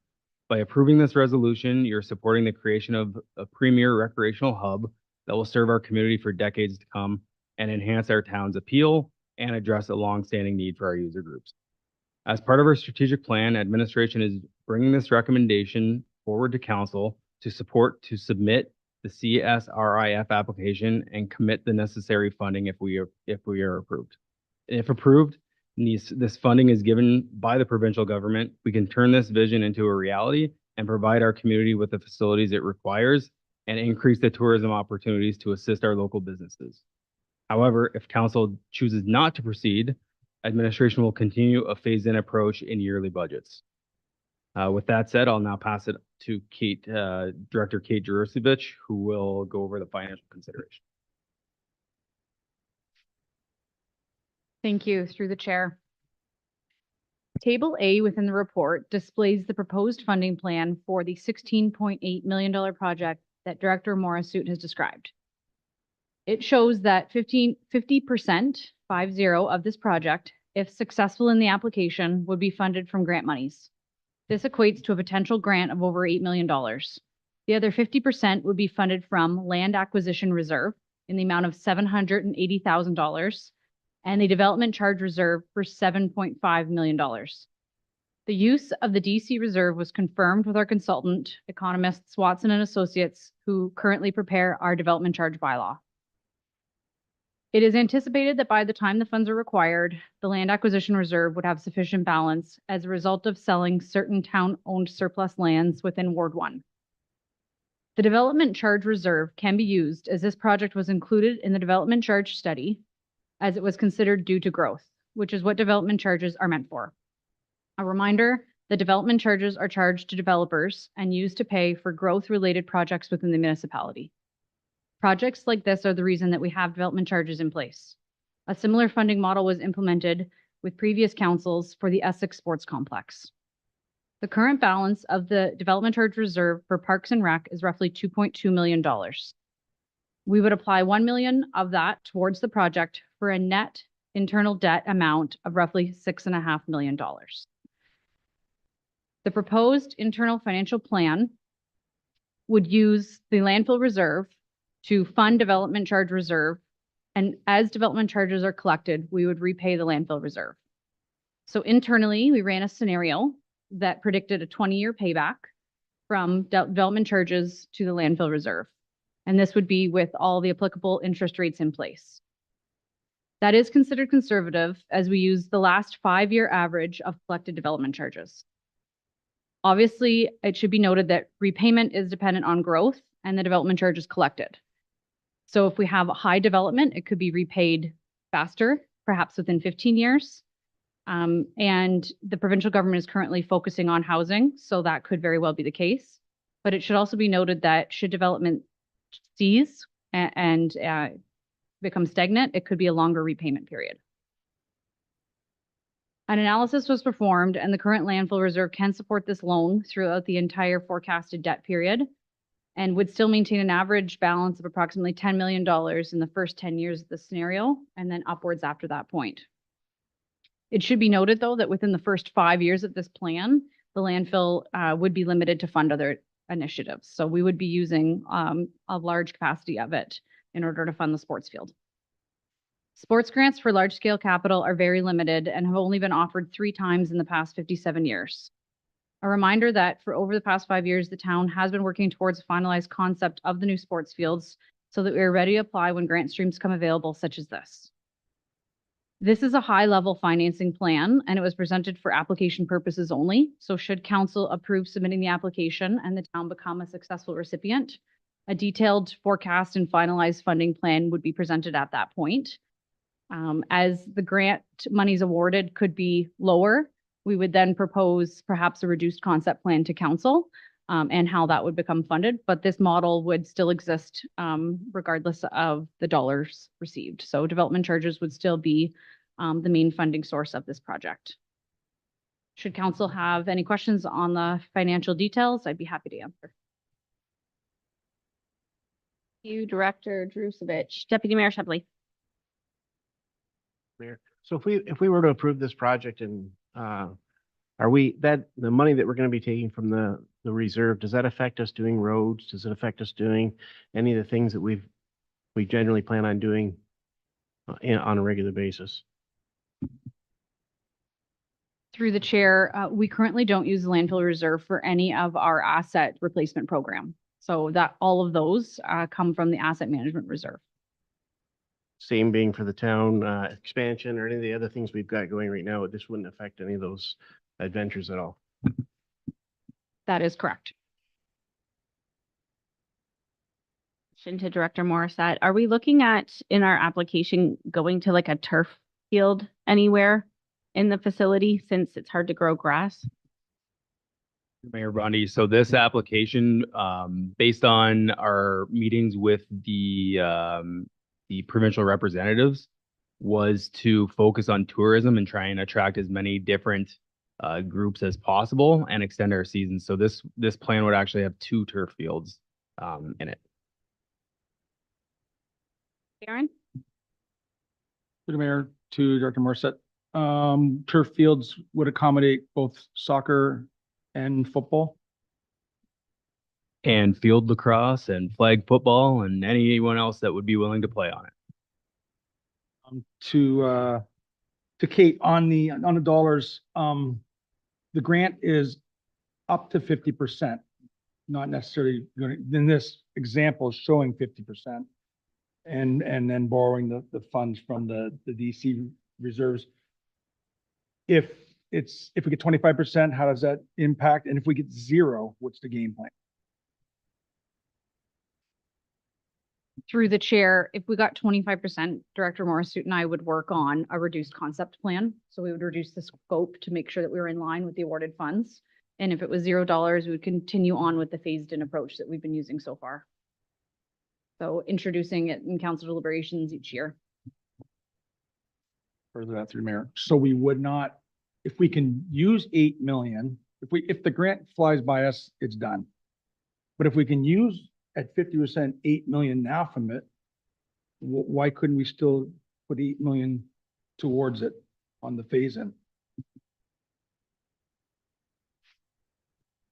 Through the chair, it's not 100% DC funded, right? So the 50% component is also assisting in the development charge model. Another point of clarification, the grant is actually a minimum of 50%. They could actually award us more than 50% if they feel that it's a project that is a huge priority to them. I would say it's very unlikely that we would see over 50% just because of the number of applications that are probably going to be submitted by different municipalities, because there's only $200 million throughout every municipality during this grant period.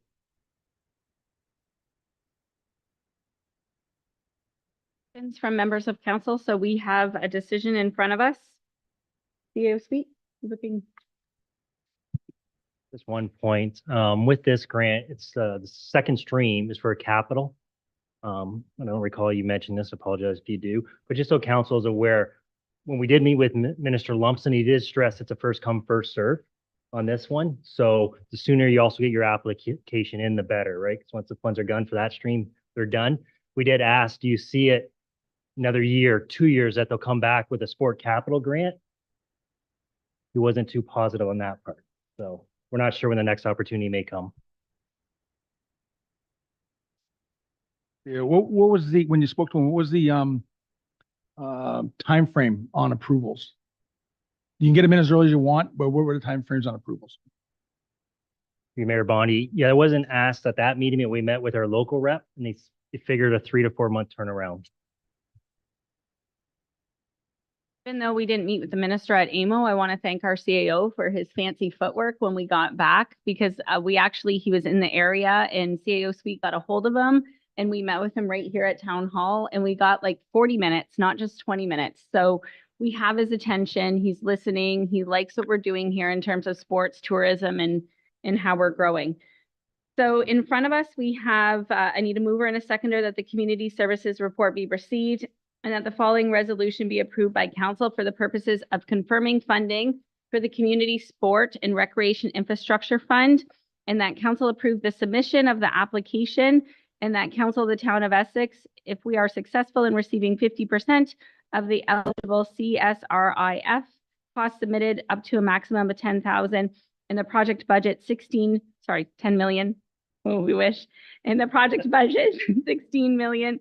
And the town of Essex confirms the funding of the remaining, it's just a couple pasta fundraisers, right? And the remaining 8.3 million of the total project cost through the funding model as described in Table A, needing a mover and a seconder for this. Moved by Deputy Mayor Shepley, supported by Councillor Guerin. Any further questions? Councillor Verbeek. Did I understand it would be helpful or to have letters of support from user groups? And if so, can we put a call out for that? Mayor Bondi, administration has actually reached out to all of our user groups and potential future user groups indicating that this grant was coming, and we are going to reach out to them again tomorrow. Now, if it's approved by council, to say that we really need those letters. Please. Thank you through the chair. I know that obtaining grant funding is better when you have multiple parties who are willing to put their funds in. Are we reaching out to the user groups to ask them if they will supply some kind of funding for the grant that we can submit and say, not only do we have the funding from our town, and these letters from the user groups, they're also willing to fundraise and try to raise, I don't know, it seems pennies, but $10,000 to go towards the funding? Through Mayor Bondi, yeah, that's something we can certainly reach out to each user group to see if they have a financial commitment that they would be looking at. We do have to, as part of the funding plan, look at alternative funding sources as well. So we are going to be reaching out to them to see at what amount they would be able to commit to and how we can work to make it so it's not just the town of Essex doing it, but it's a community-owned asset. Councilor McGuire Blaze, great point. Because again, another item the minister brought up is he wanted to see not just the government, municipal or provincial with funding. He wanted the user groups to show they have some skin in the game. So any letters that state that will be a benefit. Already getting letters from developers as well that are supporting this. And I think we should go after like naming rights as much as we can for different diamonds or fields. Okay, all in favor? Opposed? That is carried unanimously. Thank you for coming. You can stay. Environmental Services 2024-06, lead in drinking water. Mr. Rob Mackey, thank you for waiting with us patiently. Okay, no problem. Good evening, Mayor Bondi and members of council. On May 6, 2024, council passed the following resolution. That council direct administration to prepare a report on information regarding lead pipes in the town of Essex. Lead is a naturally occurring metal, which was used as an acceptable plumbing material prior to 1955. Any risk of lead in drinking water comes from the corrosion of lead from the public or private water service lines and/or private plumbing components like lead in solder or fittings. Testing for lead in water is regulated by the Ministry of Environment, Climate Change and Parks.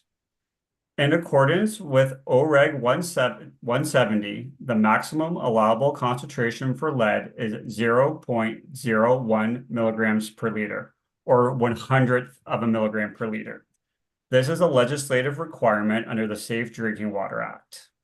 Health Canada, the federal regulatory body, has a guideline value for lead at 0.005 milligrams per liter, or 5,000th of a milligram per liter, which is one of the lowest guidelines in the world. Testing was made mandatory for municipal drinking water systems in 2007 under the Safe Drinking Water Act. Lead sampling began here in town of Essex in 2008. Between 2008 and 2011, 112 lead samples were taken from our distribution system, with only one sample, which was in 2008, exceeded the 0.01 milligrams per liter requirement. Through this rigorous sampling plan, the town of Essex became exempt from lead testing as required under the Safe Drinking Water Act. However, we are still required to sample for lead from our distribution system. This sampling happens once every 3 years in both the summer and winter months of that year. The last time our distribution system was sampled was in July of 2023. Samples taken ranged from 0.00015 to 0.00044 milligrams per liter, which are very well below the legislative requirement as well as well below Health Canada's guideline value. Lead sampling will occur again next year, in 2 years in 2026. Records of town-owned water service installed prior to 1955 showed that there should not be any existing lead services with the town-owned water distribution system, as these areas have been replaced during capital replacement projects. However, if a town-owned water service is discovered to be lead, town staff will investigate if the private property service is made of lead as well. Written notification is always provided to the property owners of the findings, as well as an information package from Health Canada. The Environmental Services Department only replaces the town-owned portion of the lead water line. The private property owner is responsible for their portion. However, the property owner will have the opportunity to utilize a site contractor for additional savings. And that is the end of the report. If there's any additional questions. Any questions or comments from members of council? Seeing none from council, if something comes up, just let me know. Oh, Deputy Mayor Shepley. Should have been quicker on that. Through you, just wondering, when we notify our residents, do we keep a record of that in our facility so that we would, if that resident sells, moves on, that would be information we could pass on to any new residents as if they don't change it out? Like that information is logged in like a T drive within our infrastructure services department. I'm not too sure, like it's not flagged on like a property file, and I'm not too sure how that would work with notifying a new property owner. It is something that we could possibly look into doing, but I'm not too sure that that's not set up right now.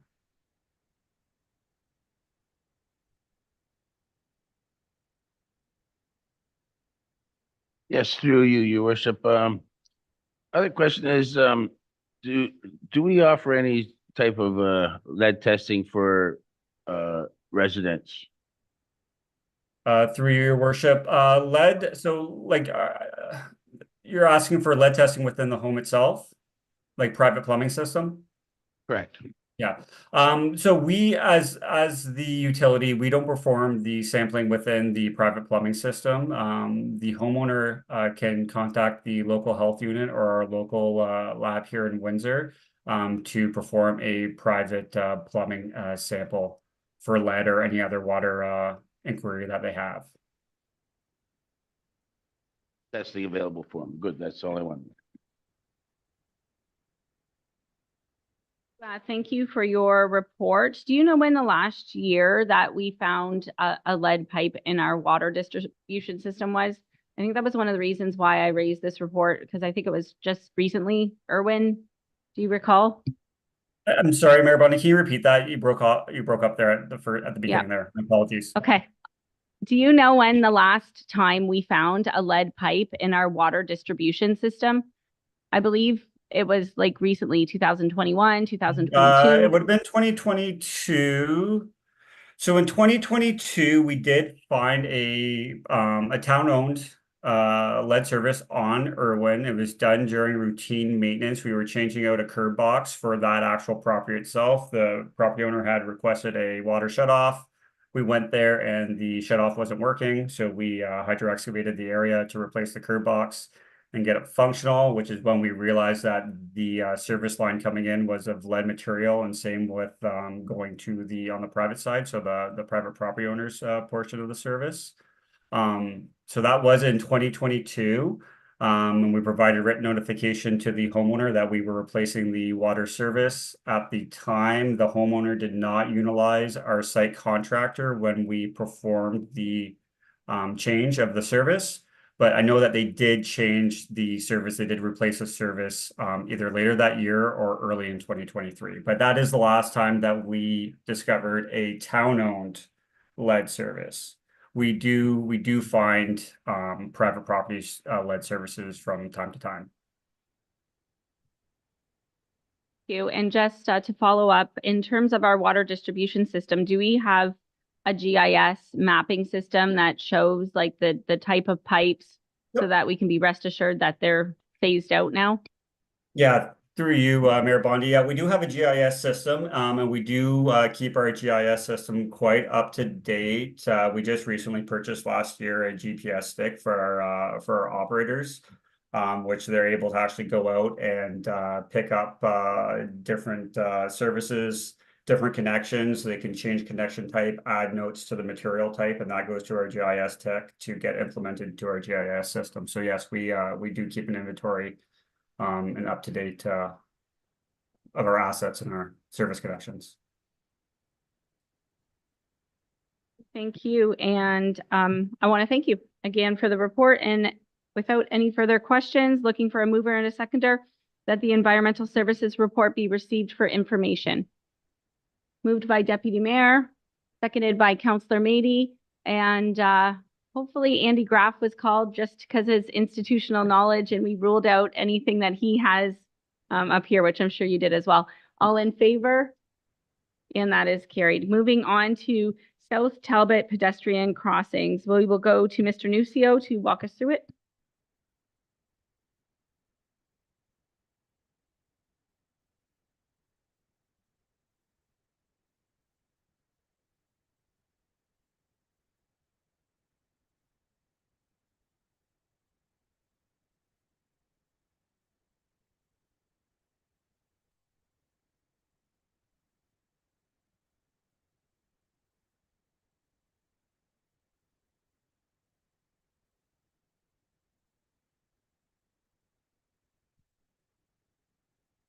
So through the chair, so this report was brought forward as a notice of motion from council, I believe, to review the feasibility of installing pedestrian crossings at Center, Laird, and Eiler along South Talbot Road South. So I have a little bit of background on kind of how we treat pedestrian crossings and a little bit of history on the way we treat them, I guess. So in February 2016, administration conducted a review of all pedestrian crossings in urban centers and was supported by council to address all uncontrolled crossings on collector and arterial roads to improve vehicular traffic for pedestrian safety in the town of Essex using the Ontario Traffic Manual Book 15, which now sets the standards on how we deal with pedestrian crossings. Going to refer to our development standards manuals, which is why I have this up right now.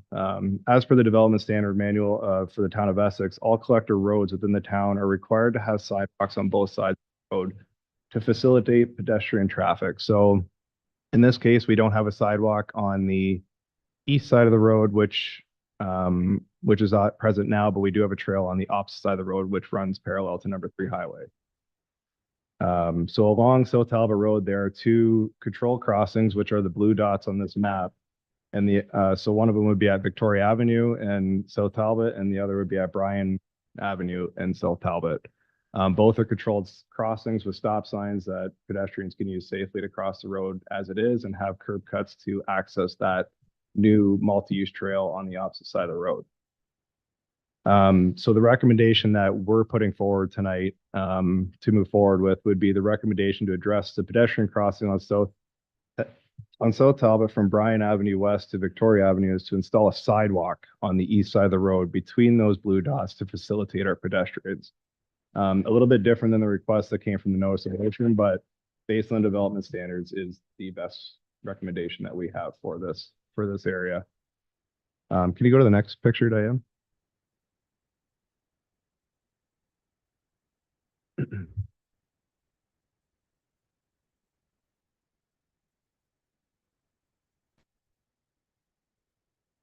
So going back to the first kind of paragraph I talked about there on how we treat these pedestrian crossings, it's kind of hard to see this picture, but we use the Ontario Traffic Manual, which dictates the type of crossing on the type of road, depending on vehicles and what the setup of the road is. So in this case, we would have to use what they call level 1 type D crossing, which is a mid-block crossing to allow pedestrians to cross safely. So in that case, if we did a crossing at these 3 intersections, you'd be required to have this additional signage and the paint markings, which you kind of can't really see on here. But basically, in addition to what's there now, we'd have to put in almost 18 signs in this short stretch of road, along with paint markings, which kind of show like a set of shark teeth, which you see at our downtown crossings right now. With hash marks going across the street, we'd also have to do curb cuts, loading zones, and provide a little trail access to the multi-use trail on the west side of the road, I suppose. So as you can see from this picture, it's very congested. In previous reports, we've kind of talked about how that affects the areas with sign pollution and vehicular traffic and motorists. People not obeying the signs potentially in these areas, usually when we're talking about stop signs where they're not needed. So basically, if council would wish to move forward with this situation or the notice of motion we recently discussed, this is kind of the setup of what that road would look like. So the recommendation that we have put forward was to put a sidewalk on the east side of the road rather than the crossings because it give a cleaner look to the neighborhood and is what the development standard calls for in this situation. That's pretty much it that I have for this report. So if you guys have any questions or comments. Thank you through the chair.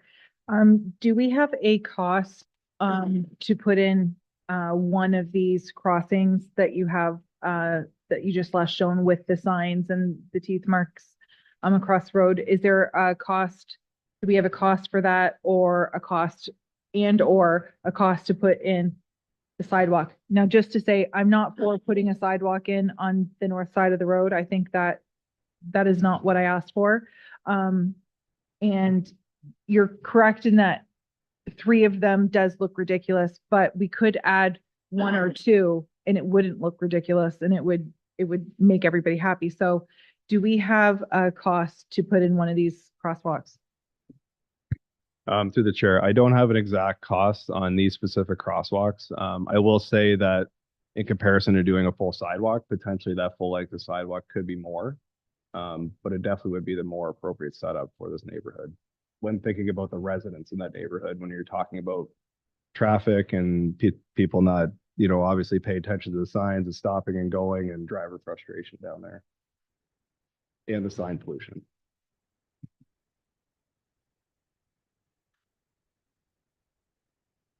Through the mayor.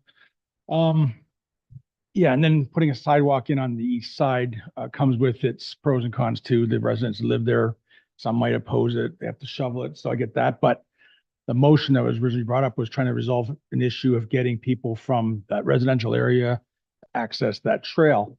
I think the sidewalk meets our standard and would make sense. I'm looking at what we just did on Victoria Street, Victoria Avenue. We put one in at Hanlon to join the existing path with the new path, but we didn't put one at Millen. We didn't put one at Victor and Day. And then our main street, the same thing.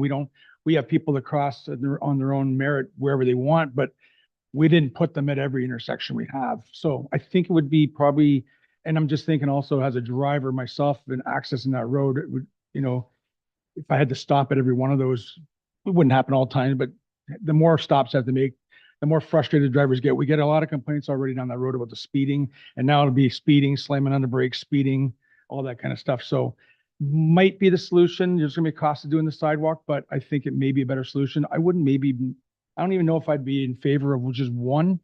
At say the middle between Bryan and Victoria, is probably what you're thinking is like maybe around Laird.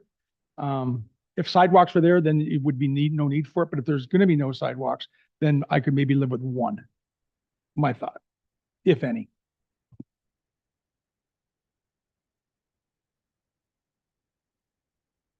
Yeah, the map, trying to make sure I understand correctly. Right now, they can currently cross at Victoria and at Bryan, correct? So to put 3 in, I think would be a bit much. I wouldn't be opposed to having one at maybe Laird, skip a road, put one. It would make at least be somewhat more feasible, kind of what Councilor McGuire Blaze is suggesting. I think that would probably be better than having a sidewalk all along there and having all the issues and the cost of that, it would be exorbitant. That's what I mean, to me, that would be a fair compromise to help appease the residents. Plus it gives them, they can come around, they can go around the block and cross the road as opposed to, it would at least give them an option. Direction from council. We have the report that we can receive for information and do something the other day, or we can do something like the deputy mayor suggests, do one, or we can, Councilor McGuire, please. I'd like to make the motion to receive the report and to ask administration to come back at budget for one of the crosswalks at Laird Avenue. And so that we can see that in the 2025 budget.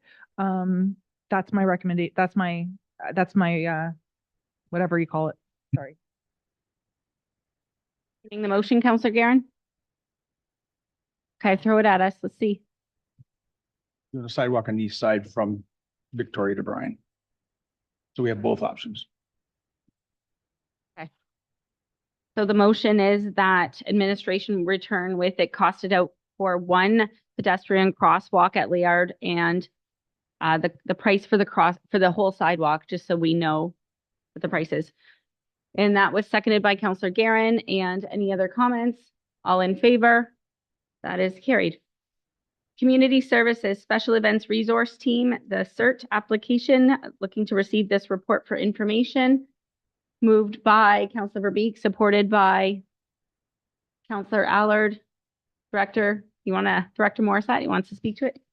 Yeah, I just wanted to point out there was one small typo. The accessibility event for the County of Essex was actually last week on the 13th, but the report listed on the 20th. So that is incorrect in that report. Okay, thank you. Any questions? All in favor? That is carried. Drainage, appointment of a drainage engineer under section 4 for a new petition drain and section 78 improvements for the west town line drain. Needing a mover and a seconder that the drainage report be received and that council receive and proceed with the petition, and that council direct administration to notify the petitioners and IRCA of the intention to proceed with the construction. And that Brett Associates London Limited be appointed to prepare a report under the Drainage Act. Look, we haven't even heard that name before, isn't that? Looking for a mover and a seconder. Deputy Mayor Shepley, supported by Councilor Hammond. Any questions? Councilor Meady. I just saw on that report that it's the cost associated with this engineering report is likely to be solely borne by the person that the corporation that asked for it. I just want to make sure that that's still the belief.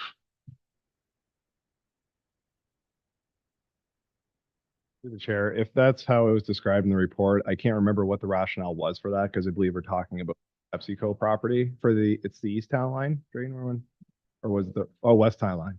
Yes, I can't, if it was an additional access or a new access to his property, it would be the full cost of the owner getting that.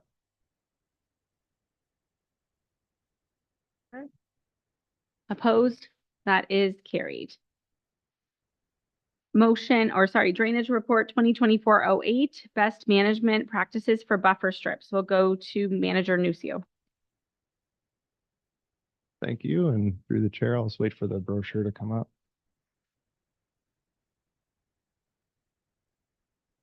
Is that the only picture, Diane? Was there another one? Yes. Okay. You can flip to the second one maybe in a minute. Or just leave it up. It's fine. So this was something kind of a long time coming from infrastructure. We did a lot of background research and put a lot of work into what we thought would be the best way to educate our residents on drainage and buffer strips and best management practices. So as part of section 2.2 of the Climate Adaptation Plan, Infrastructure Services developed a brochure highlighting buffer strips and best Ontario. This brochure will act as a quick guide, an education piece for our residents who want to implement better soil erosion protection practices on their land while protecting the environment by reducing the impact soil erosion can have on rural drainage systems. Within the brochure, there is some brief information kind of explaining what buffer strips are, the key benefits, and some nice pictorials that go along with it that are a good representation of what we kind of see or what we would expect, I guess, in our area. Further to this, there is some contact information on how to receive the best management practices. So it's a very large brochure. It's about 140 pages roughly. It's through the Ministry of Food and Agriculture. You can get it on their website, or I believe you might be able to Google it and find a PDF version, but it gives a contact information to kind of discuss maybe a little higher level or a little more in depth on what this means or what you could do to your property. The other kind of partner I'll say that we kind of engaged with was our regional authority. We contacted IRCA. In the past, in years going forward, they've always had a budget for erosion protection for agricultural lands. It does change from year to year, kind of what that criteria is or what their funding may be. So they're a good resource for this when trying to set up something in that case or looking for stuff in the agricultural area. There are some requirements that they need for the funding, but they're a great partner to kind of engage with to talk about these things. So just kind of ending with, how we're going to get this out. We do plan on, basically, we want to mail this out with the drainage bills on an annual basis to our agricultural land or agricultural users is who we're going to start with. We're not going to send it to every resident that may not benefit from this. So we kind of want to put it out to the agricultural community through the drain bill, have it available here at Town Hall for anybody to pick up. So just kind of a good news piece and a bit of education on drainage for our residents and be a nice little brochure for them to have. So, Hammond. Thank you, through your chair. Norm, you mentioned that you got information from Food and Agriculture and of course IRCA. I'm assuming you reached out to our local farmers as well as input regarding their buffer strokes. did not reach out to them. My kind of engagement with this was to provide information to people, maybe to an association like, not necessarily saying they don't have good information on this, but this is, in my opinion, was something for them that they could act on even if they wanted to bring it to their user group. Through you, Chair, just to follow up on that, I'm assuming that once they start receiving some of this information, that there will be feedback from our local community. I'm looking forward to see what that will be as well. Thank you. Councilor Maybe. Thank you. It's a great brochure and I can't get enough information out to our residents on drainage. If you can send it to everybody that's on a municipal drain, I think that'd be great. Also, I think it would be great that, seeing the feedback we've been getting at our last few open houses, maybe we could have a couple open houses on this in Ward 2 and Ward 3 and the wards that are most affected by something like this. Maybe we could set something like that up.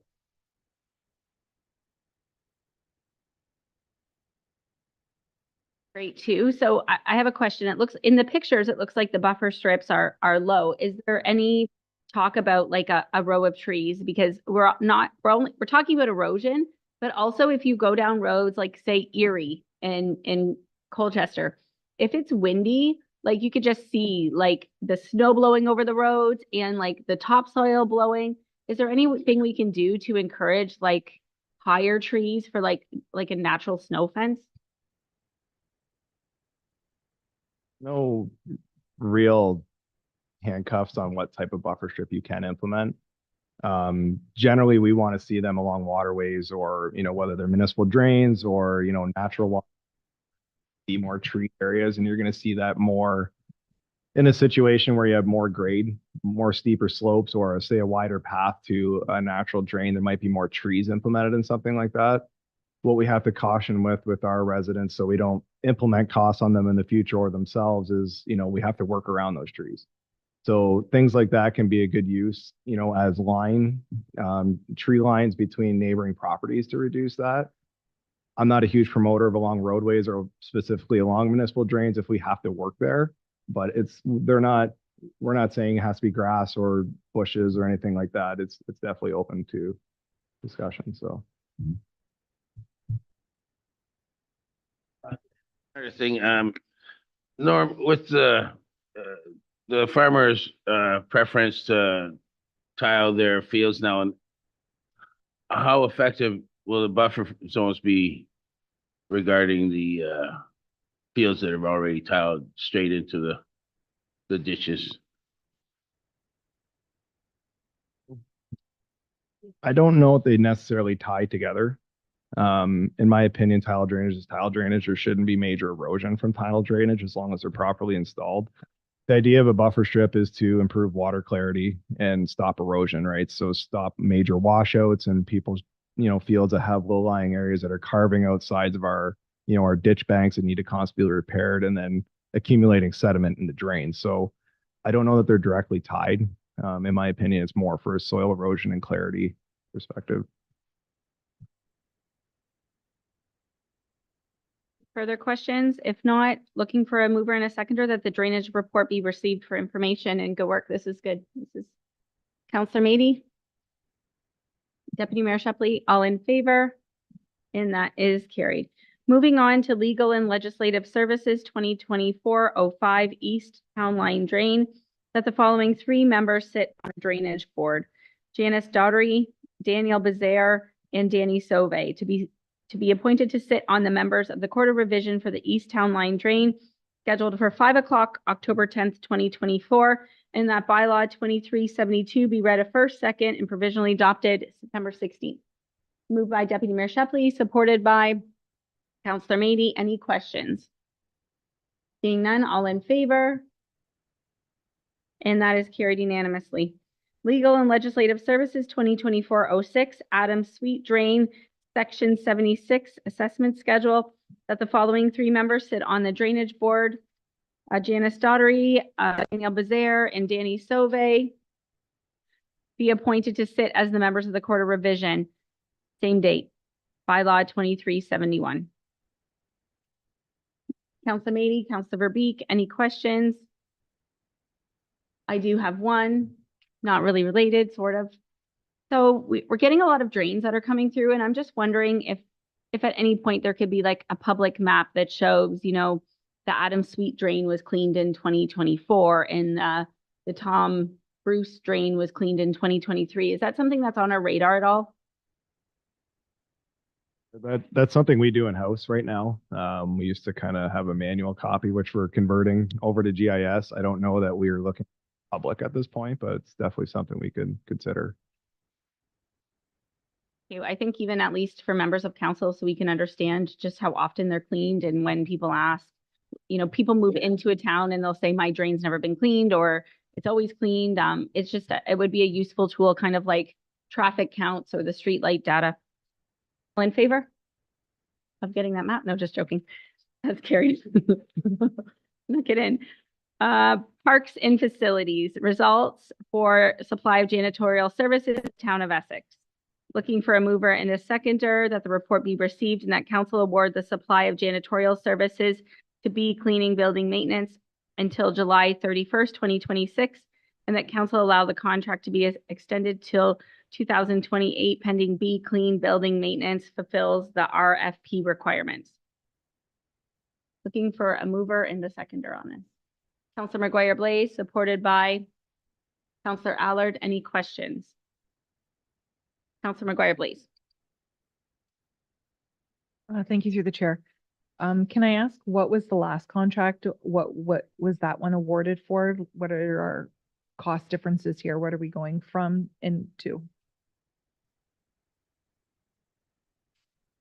Mayor Bundy, I don't have that handy right now, but I can check into it. And if I don't have that answer in the next minute or so, then I'll email, let you know.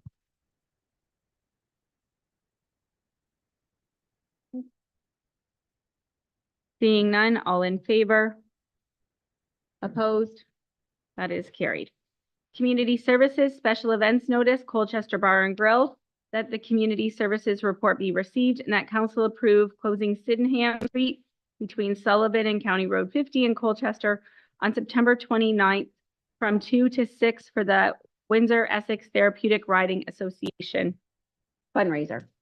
Moved by Councilor Meady, supported by Councilor Verbeek. Any questions? All in favor? And that is carried unanimously. Office of the CAO, outstanding reports to council, CAO suite. This is this quarterly report that we present to council just on resolutions that were brought up at these meetings. So you can see the department that's a champion and the data is coming back to council. Not sure if you have any questions on that. If not at this time, if you do have questions on the report, you can contact the appropriate director.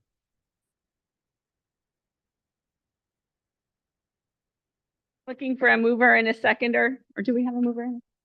No, mover and a seconder, Counselor Hammond, Deputy Mayor Shepley, all in favor, and that is carried. Report from our youth member, Lauren Smith. Welcome, Lauren. Nothing tonight. All right, and our next meeting, we are welcoming our new rep, so you'll have company next meeting. County Council update, anything, Deputy Mayor? Quick one. So we received an update recently on our delegations at AMO at County Council. Council will be asked to consider a new funding strategy for future expansion during the 2025 budget deliberations. It is projected that the County of Essex will need to spend 40 million annually on road expansion projects over the next 20 years. The county levy currently contributes 18 million a year, leaving a funding gap. That could be strategy, can't pronounce the word tonight, strategically bridged through combination of debt financing and drawing on reserves, says the council report. On Thursday, September 5th, we also met for the County Council official plan. Public meeting was to provide the opportunity for public to offer comments regarding the draft of the new official plan. We heard from, I believe it was 5 delegates. A copy of the draft official plan, together with reports that have been prepared as part of the official plan comprehensive review, are available on the county comprehensive official plan review page. And as a sideline to a motion I see that's coming before us, I wanted to pass along this. Council also previously supported a resolution by Amherstburg Council to address as a region the spread of Phragmites, an invasive plant that significantly threatens our local ecosystems, waterways, and infrastructure. Council directed the county CEOs to raise the issue at a meeting of the CEOs of the local municipalities. Thank you. That's the County Council report. And today I was on site at the proposed location for the new hospital where the Schultz family made a historic contribution of $15 million to the new Windsor Essex Acute Care Hospital. And their focus is going to be on the emergency room and also on pediatric care. So there is a media release put out by Windsor Regional Hospital on that. So that was pretty exciting. Correspondence to be received. That correspondence in 13.1 be received. Looking for a mover and a seconder on that. Counselor Hammond, supported by Counselor Mady. And that is the town of Plymouth, Wyoming for the Canada Community Building Fund. All in favor? That is carried. 13.2, correspondence to be received and support Childhood Cancer Research Association. It's Childhood Cancer Awareness Month. Director Malin-Juflo. Bondi, through you, that the correspondence from ChildCan asking council to consider proclaiming September as Childhood Cancer Awareness Month in the town of Essex be received and supported, and if supported, that council proclaim the month of September as Childhood Cancer Awareness Month in the town of Essex by adopting the following resolution.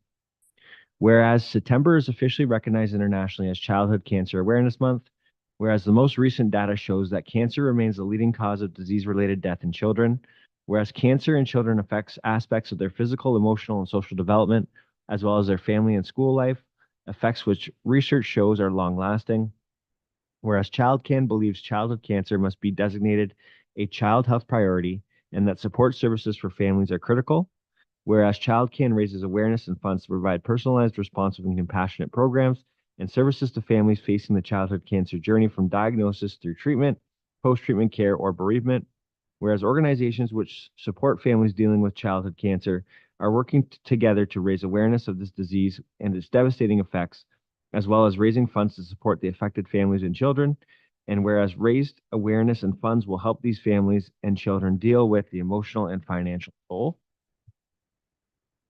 We're in a seconder that we receive and support that proclamation. Counselor Verbeek, supported by Counselor Allard. All in favor? That's carried.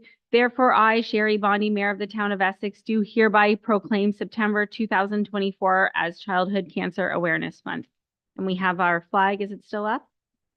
Is it still up? Our flag? I think so. We have our flag hanging or flying outside of Town Hall for that. Okay, thank you for that. Committee meeting minutes. Looking for a mover and a seconder that we receive, approve, and adopt as circulated the Drainage Board meeting minutes for September 5th. Looking for a mover and a seconder. Deputy Mayor Shepley, Counselor Hammond. Any questions? All in favor? And that's carried. Nothing under financial and nothing under new business was brought to our attention. We do have a notice of motion. Director Malandroukala will read it. Through you. The following notice of motion is being brought forward tonight for presentation only and will return at the October 7 regular meeting for council's consideration. Moved by Councillor Mady, whereas invasive phragmites is a highly aggressive plant species that has significantly impacted ecosystems in Essex County, including wetlands and coastal areas, by outcompeting native flora, disrupting wildlife habitats, and blocking drainage systems. And whereas the town of Essex recognizes the need for sustainable, effective methods of controlling invasive species to protect biodiversity and ecosystem health. And whereas biological control methods, particularly the introduction of moss species as biocontrol agents, have shown promising results in the management of invasive phragmites in Ontario under the leadership of Ducks Unlimited Canada Agriculture and Agri-Food Canada and the University of Toronto. Therefore, be it resolved that the Council of the Town of Essex, 1, requests that the Town of Essex formally reach out to the Essex Region Conservation Authority to obtain the necessary contacts and information regarding participation in the Phragmites Biological Control Program, authorize the mayor and/or designated municipal officials to draft and send letters expressing the town's interest in collaborating with IRCA and other relevant agencies such as Ducks Unlimited Canada and the University of Toronto for the inclusion of Essex in future biocontrol release sites. Commit to exploring all available measures to combat the spread of invasive Phragmites, including herbicide use, mechanical removal, and potential integration of the moss biocontrol program to ensure long-term ecological protection in the region. Direct administration to report back to council with updates on communications with IRCA and other agencies, as well as next steps required for participation in the biocontrol initiative.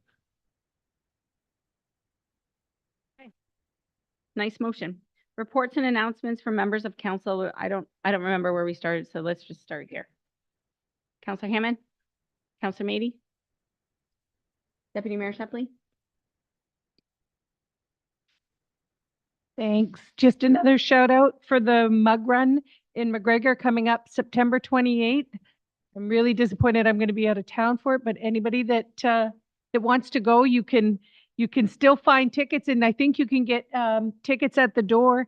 You don't have to be a runner for sure. You can just go for the beer fest at night. There's live bands all night long. There's all kinds of craft beer and food, and they bring in like hundreds of people. They have twinkle lights everywhere. It's at Cohen Park. Consider going. It's a great event.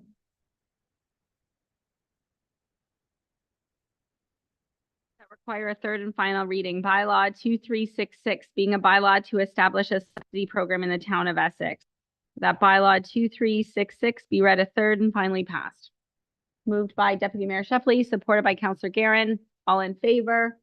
That's carried. Bylaw 2367 being a bylaw to confirm the proceedings of the September 3rd regular council meeting.